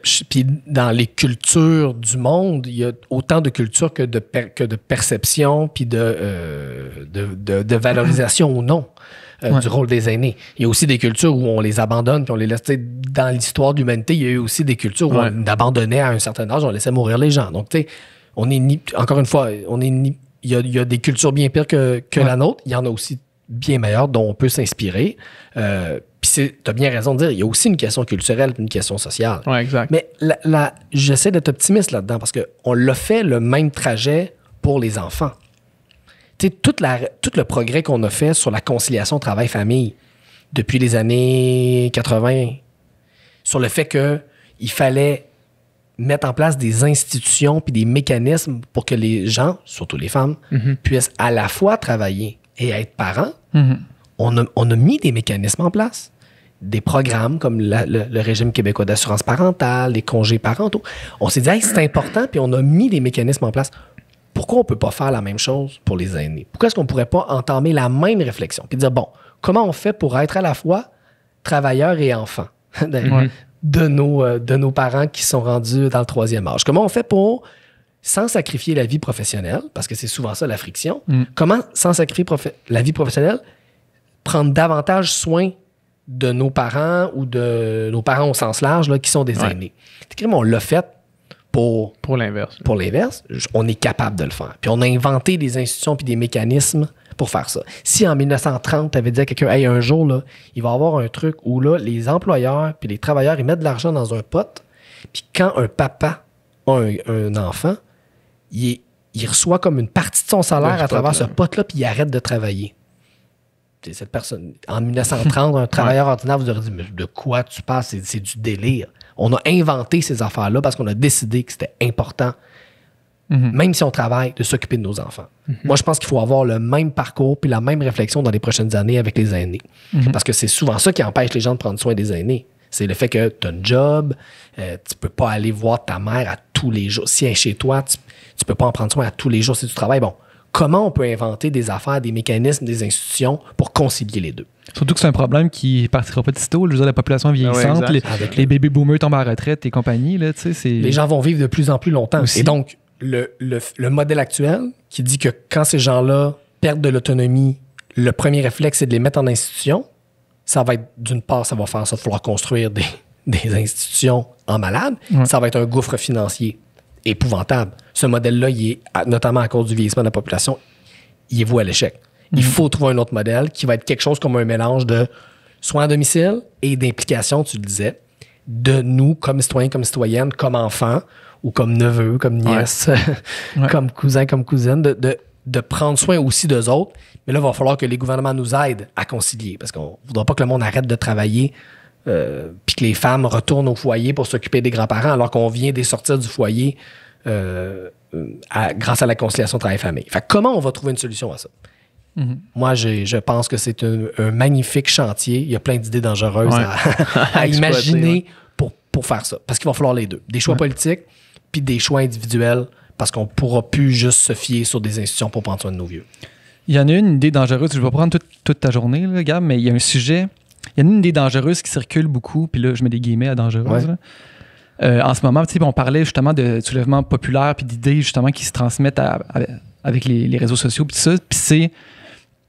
Avec les mouvements antiracistes en ce moment, un slogan qu'on entend beaucoup, c'est « Defund the police ». Prendre les fonds qui seraient alloués au corps policier puis les mettre dans des services sociaux, dans d'autres ressources alternatives que la police. Toi, cette idée-là, est-ce que tu penses qu'elle est transposable au Québec puis est-ce que tu penses qu'elle est légitime et pertinente? Elle est transposable en partie au Québec.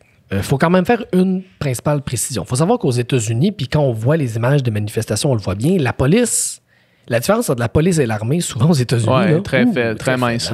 Notamment parce ils ont des tanks quasiment. Là. C'est il y a des villes de 10 000 habitants qui ont des SWAT teams. Là. Non, mais c'est du délire. Là. Mais c'est vrai.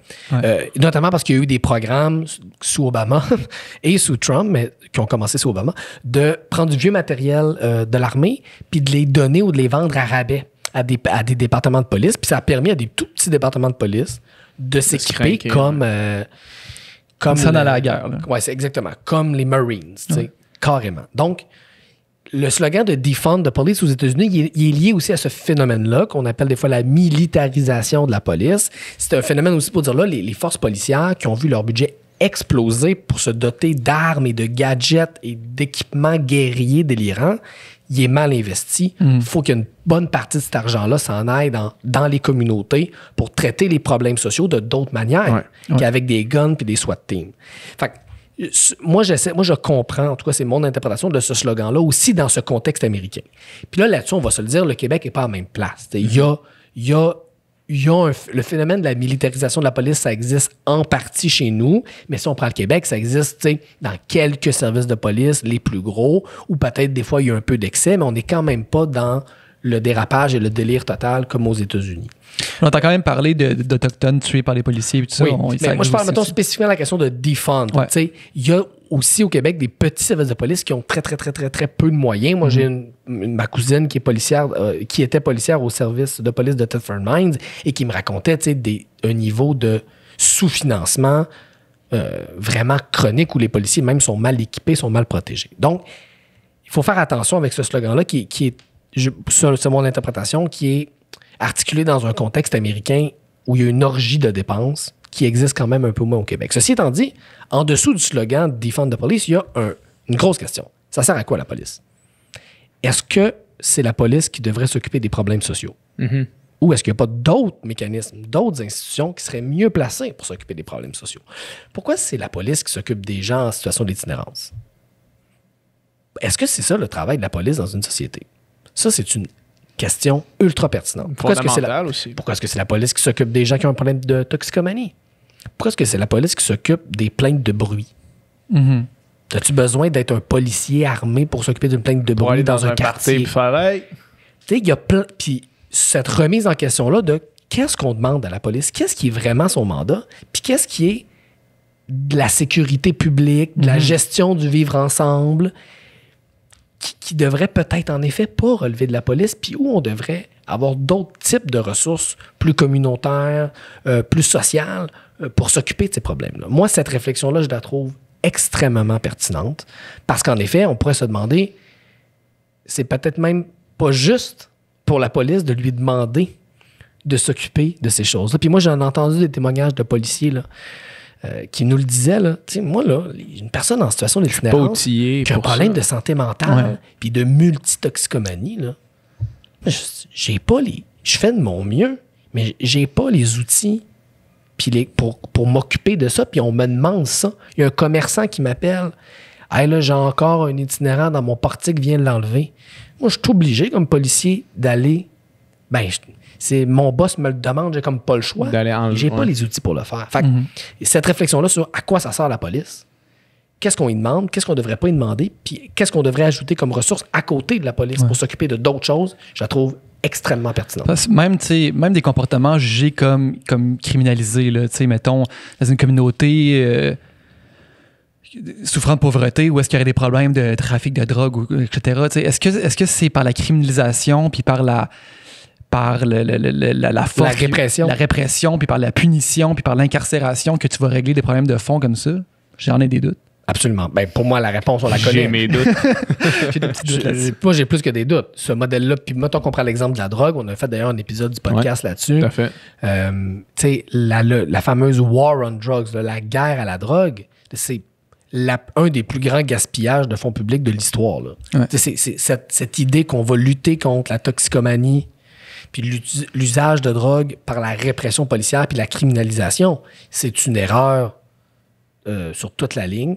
C'est une erreur qui nous coûte très cher. Ça, c'est un excellent exemple de job qu'on donne à la police qu'on ne devrait pas donner à la police. Ça ne veut pas dire que la consommation de drogue, c'est en tout temps bien correct. C'est juste de dire, est-ce que ce monde-là, la manière de les aider, c'est leur envoyer les flics?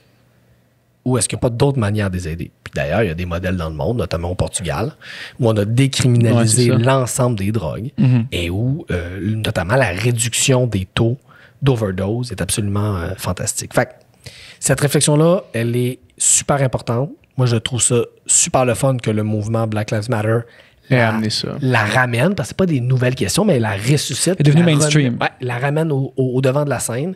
Puis j'espère qu'on va avoir ce débat-là aussi au Québec. Est-ce que c'est normal à Montréal, là, qu'au Square Cabot, là, où on le sait, il y a une concentration de gens autochtones en situation d'itinérance? C'est-tu normal que ces gens-là, là, les gens qui voient le plus souvent, c'est les polices?